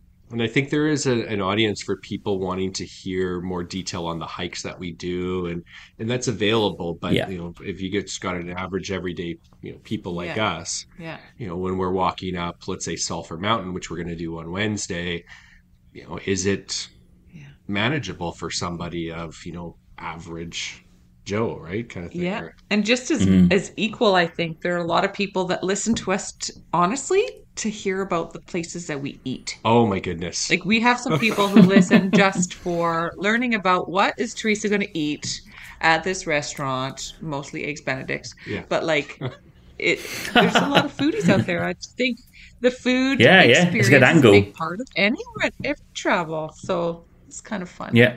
That's our plan. Who knows? Who knows if we stick with it, but that's what we have going into the year. Yeah. Yeah, so we're aiming for that 25 to 30 this year for sure. So.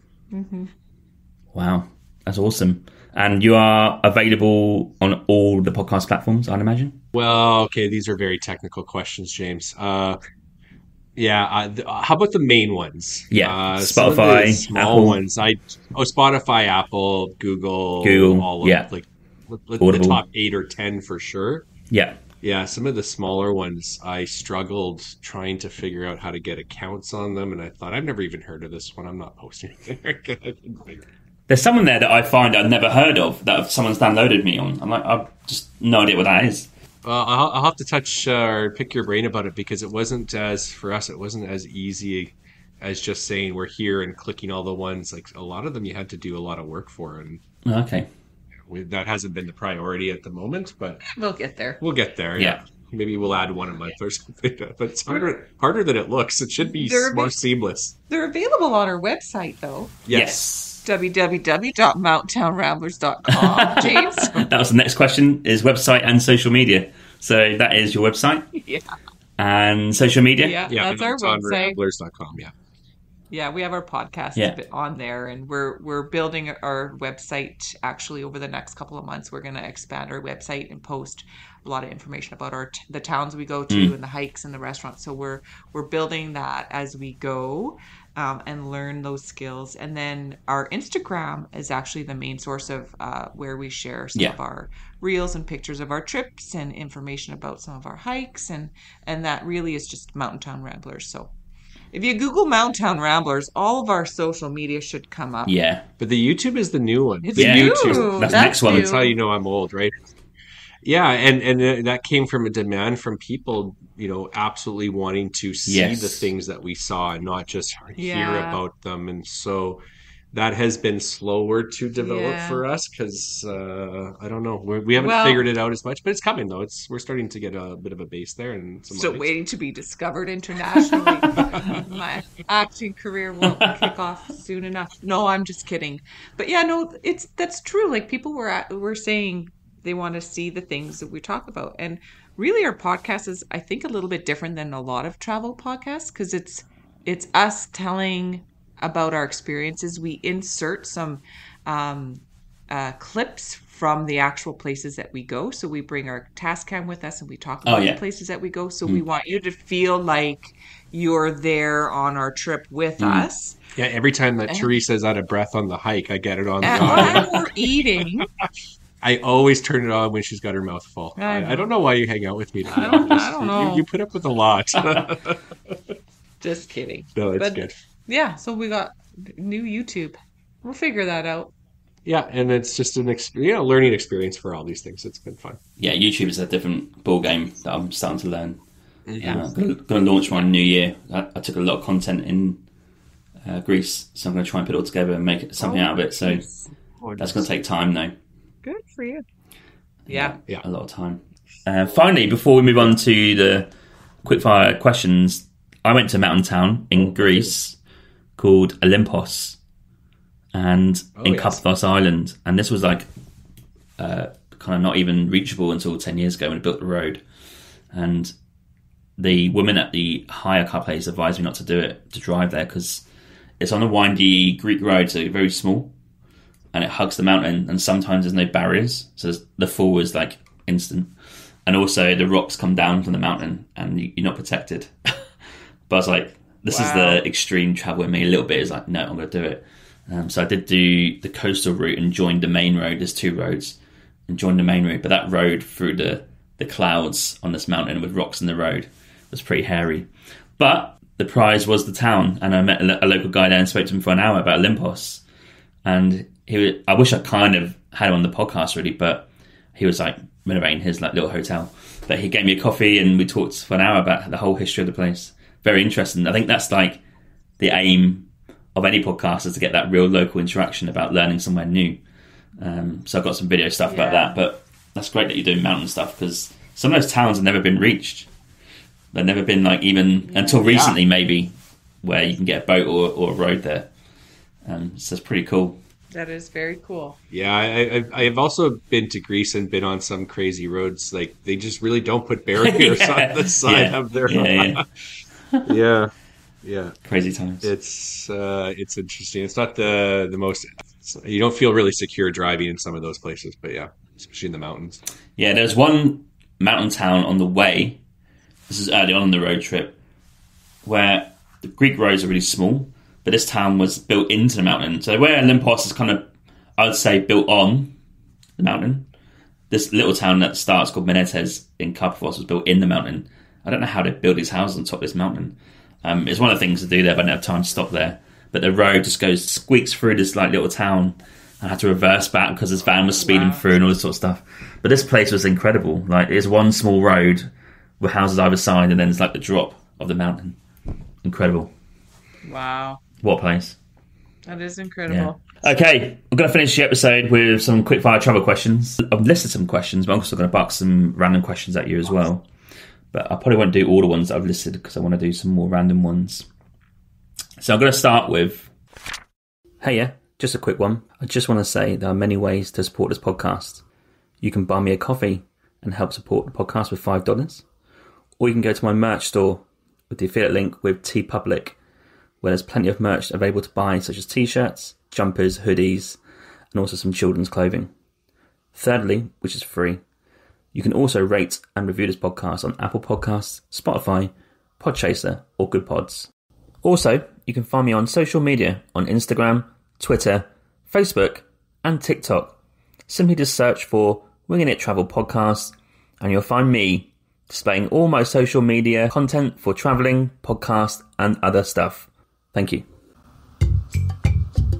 It's travel question time.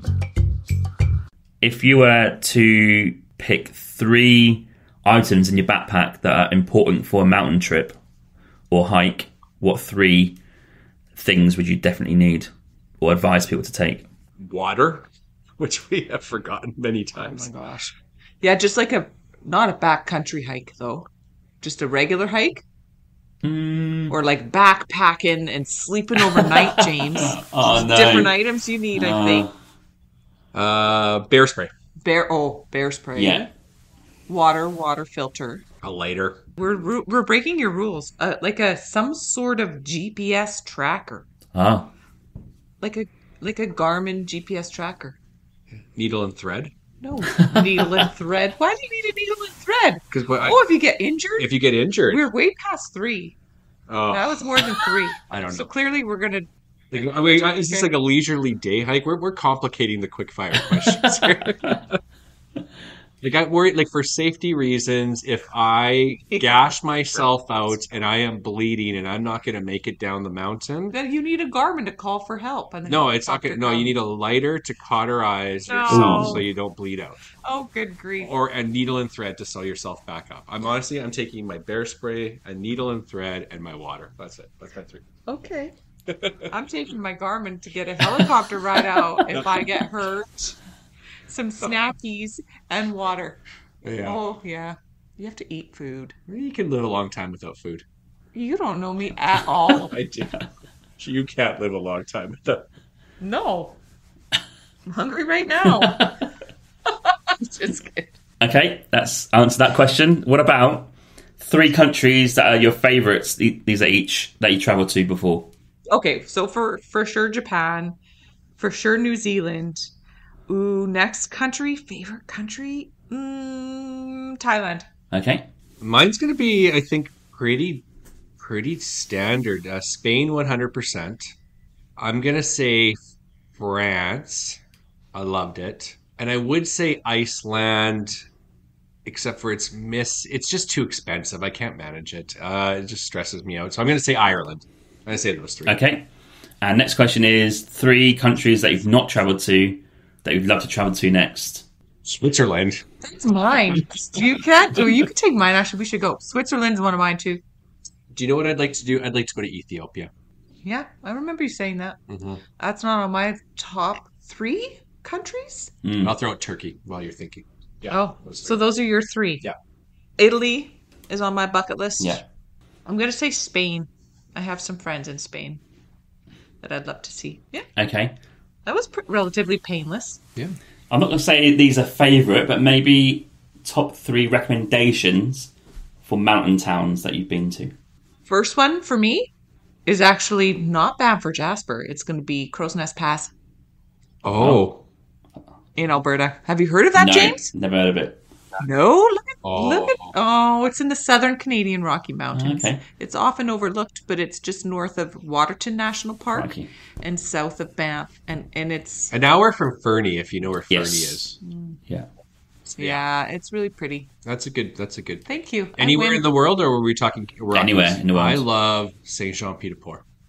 Like you can't spend a week there because there isn't enough to do. But it's the beginning of the Camino. There is this beautiful vibe of, people about to start this beautiful, and it's gorgeous. It's right on the base of the Pyrenees. I mean, it's literally built right at the foot of the Pyrenees, right in Basque Country there. It's gorgeous. I really liked it. It's this beautiful historic. So I'm going to go with that one. Nice. Was it 3 each again? Yep. Oh, God. Yes. Okay, you're up. Now I feel pressure. I haven't been to St. George Pied-de-Port. St. Jean Pied-de-Port. Okay, I can't speak Japanese, so mountain it's okay. towns. Okay, well, you have to go to... I'm going to go back to New Zealand and go to, like, Mount Cook. What's the nearest town around Mount Cook? That town. That's I'm going to say that. Christchurch. Is that a mountain town, though? I don't know. As flat as a pancake. James, you didn't tell us you were going to be grading our answers here. I mean, Christchurch like is pretty students. flat. In that vicinity. Franz Joseph, maybe? Or that's like fairly close to it. Yes, I have been there. It's beautiful. I will say That's a great little mountain town. Thank you. Do you know what? I like St. George in Utah. Just right at the base of right outside of the Zion National Park there. It's not the typical Rocky Mountains that you would get, more like that Red Cliff kind of stuff, but I'm going to call it mountainous. So I'm going to go St. George.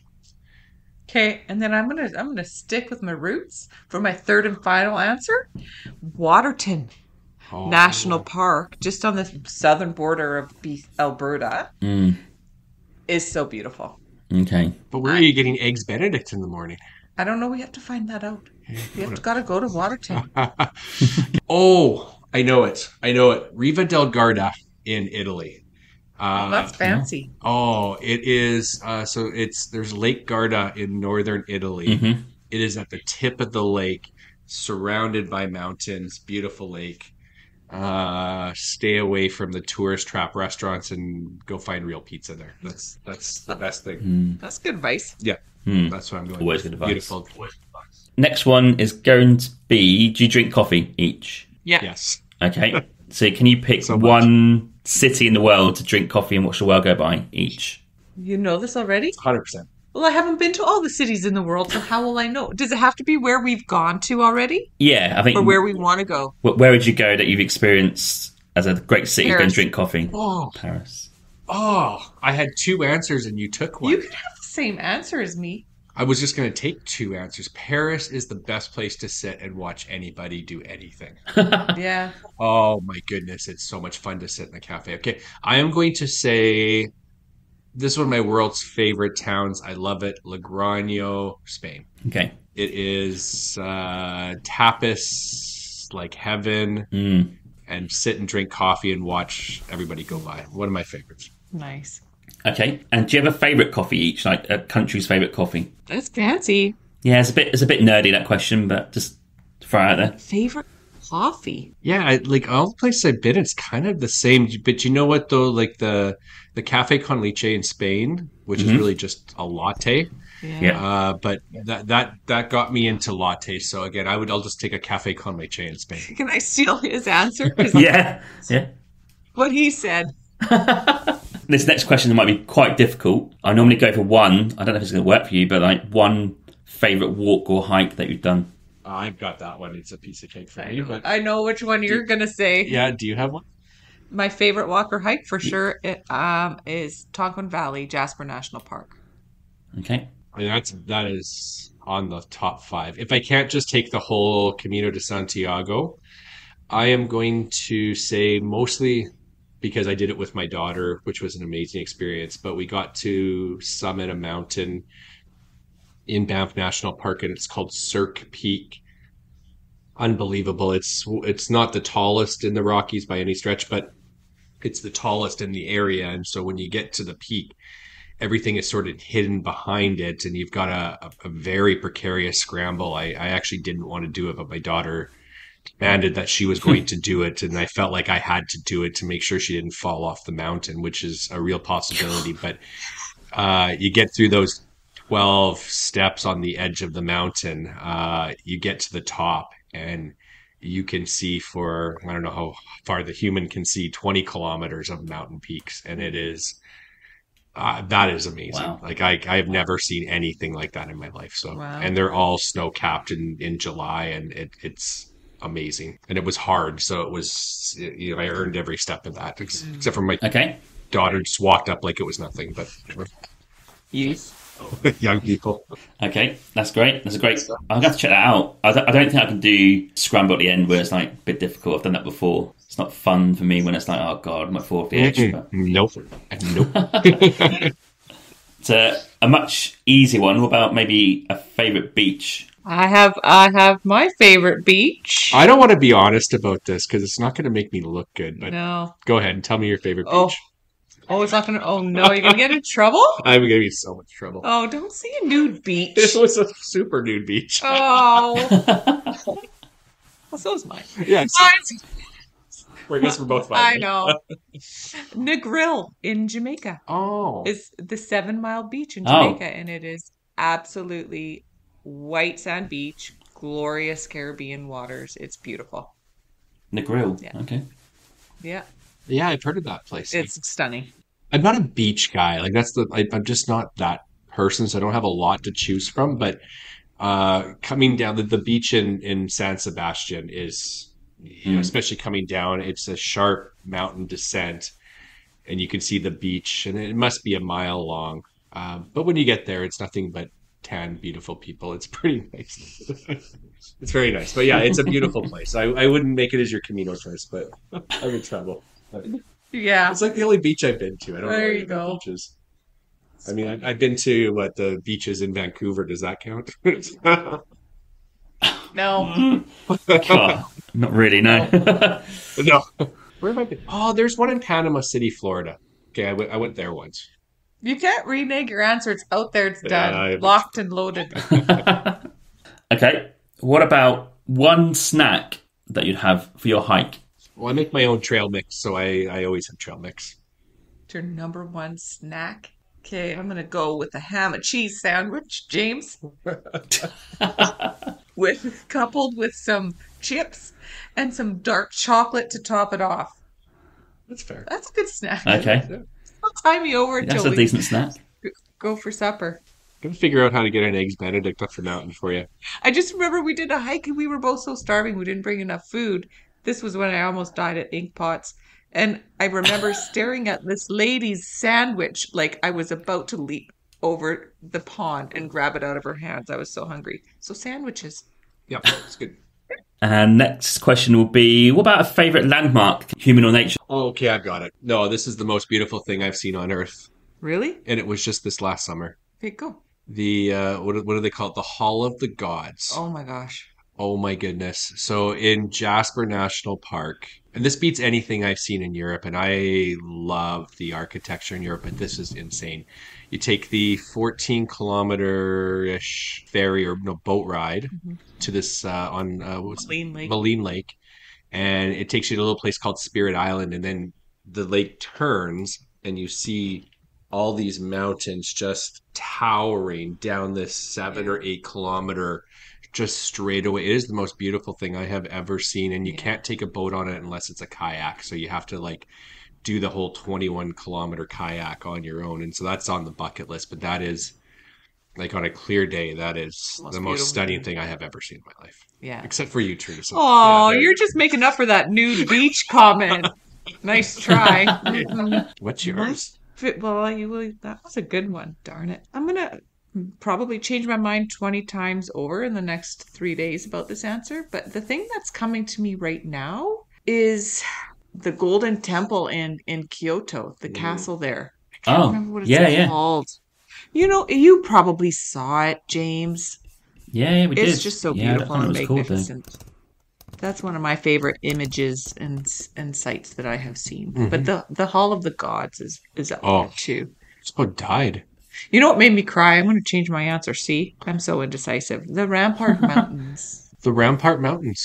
Oh. Yeah, the Rampart Mountains. They're in Tonquin Valley. We turned the corner of our hike, and I could as soon as they were in full view, I may have cried. They were really beautiful to me. Here we go. Wow. Okay. Next question is going to be the 3 favorite cuisines internationally that you've had. Oh, that's that piece of cake. I think about this constantly. Go. What are your 3 favorites? No, you go first. Okay, well, number 1, bar none, Japanese food, best fish, sushi, done. Number 2, I actually really, really love Thai food. Yeah, I spent some time in Bangkok, and it's just the best green curry in Thailand. And then I'm going to go with, I know you don't like this, but I love Jamaican food. I have been to Jamaica a couple of times, and the Jamaican food and the goat stew and the beef patties, beautiful. I'm going to assume that it just doesn't translate well into Edmonton. There's some really good Jamaican restaurants. Okay. Yeah. Okay, I am going to take number 1, French cuisine, without question. It's pretentious, I know, but like French cheese and bread, I could live off that. I won't. Yeah. Well, we big. Number 2, I'll take Thai food for sure. Number 2, and then number 3, because of the style of the food, just tapas. I can eat 20 different things, and I can just have something with a little glass of wine, and a half hour later grab another thing, and I can do that for 5 hours outside. It's just my favorite thing to do. It's where I want to live when I'm retired, is in Logroño, so I can eat tapas every day. Yeah, it's a great shout there. I love tapas when I was in Spain. It's unreal. Yes. Yeah. Okay, and last question is going to be, if there's a quote or a bit of advice you can give someone as to why they should go and travel, maybe like even appealing to people later in life, like what would you say is a reason they should go? But the things that I would like to say to somebody is, really don't wait. Like, I feel like people make a mistake of waiting and holding out to travel and go on those adventures until they retire. Especially people our age, where we're shooting down the next 10, 15 years we'll retire. And I know a lot of friends that wait until that's their plan, is to wait till they retire. But my advice is, it's too risky. We never know. Don't wait. Do it now. Do what you can, and nothing has to be perfect, and even little trips can be enlightening and learning experiences. So yeah, mine's going to be similar and maybe a little bit depressing, but I'm a math guy, a numbers guy. I know even if I am lucky, there are a certain amount of days that I have left on Earth, right? We all have a number, and whatever that number is, we don't know it. And how do you want to spend those days? And do I want to spend those days, sitting in front of my TV, or, whatever it is that people do on my phone, playing games, whatever it is, but I want to be meeting people. I want to see things, and, you need days to recover and rest, but like, I want to make the most of whatever days that you got left. Right. And so that's along with yours is, if I look at the last 30 days, I spent 20 of them pretty fantastically. So I'm, when I'm old and can't do it anymore, I won't have regrets about those things at all. So, okay, that's a great answer. I'm going to finish the episode there on that nice little quote. So thanks, guys, for coming on to the podcast. I've learnt a lot. You've been great fun. I love your relaxed style, and I can't wait to meet you in person. Thanks so much.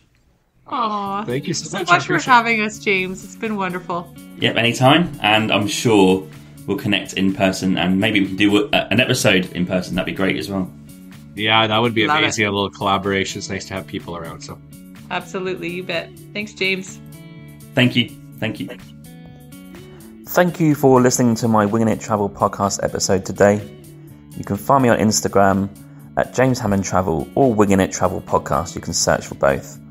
I release weekly clips of this podcast episode, as well as photos from the last 8 to 10 years of my travels. You can also follow me on TikTok, Facebook and Pinterest by searching Winging It Travel Podcast. I do release daily content to do with travel and the podcast throughout the week. Also check out my website, jameshammond.org. There's content about myself, my travels, and there's also a newsletter sign up as well as a contact form. Finally, please rate and review the podcast on Podchaser. This is my platform of choice. Alternatively, you can rate this on Apple or wherever you get your podcasts from. This really helps the podcast gain a bit of traction for the future in terms of guests and content. And I'm glad to see that you guys are listening out there, reviewing it and enjoying the content so far. Stay safe, stay humble, keep listening, keep travelling, and I'll catch you soon. Cheers, James.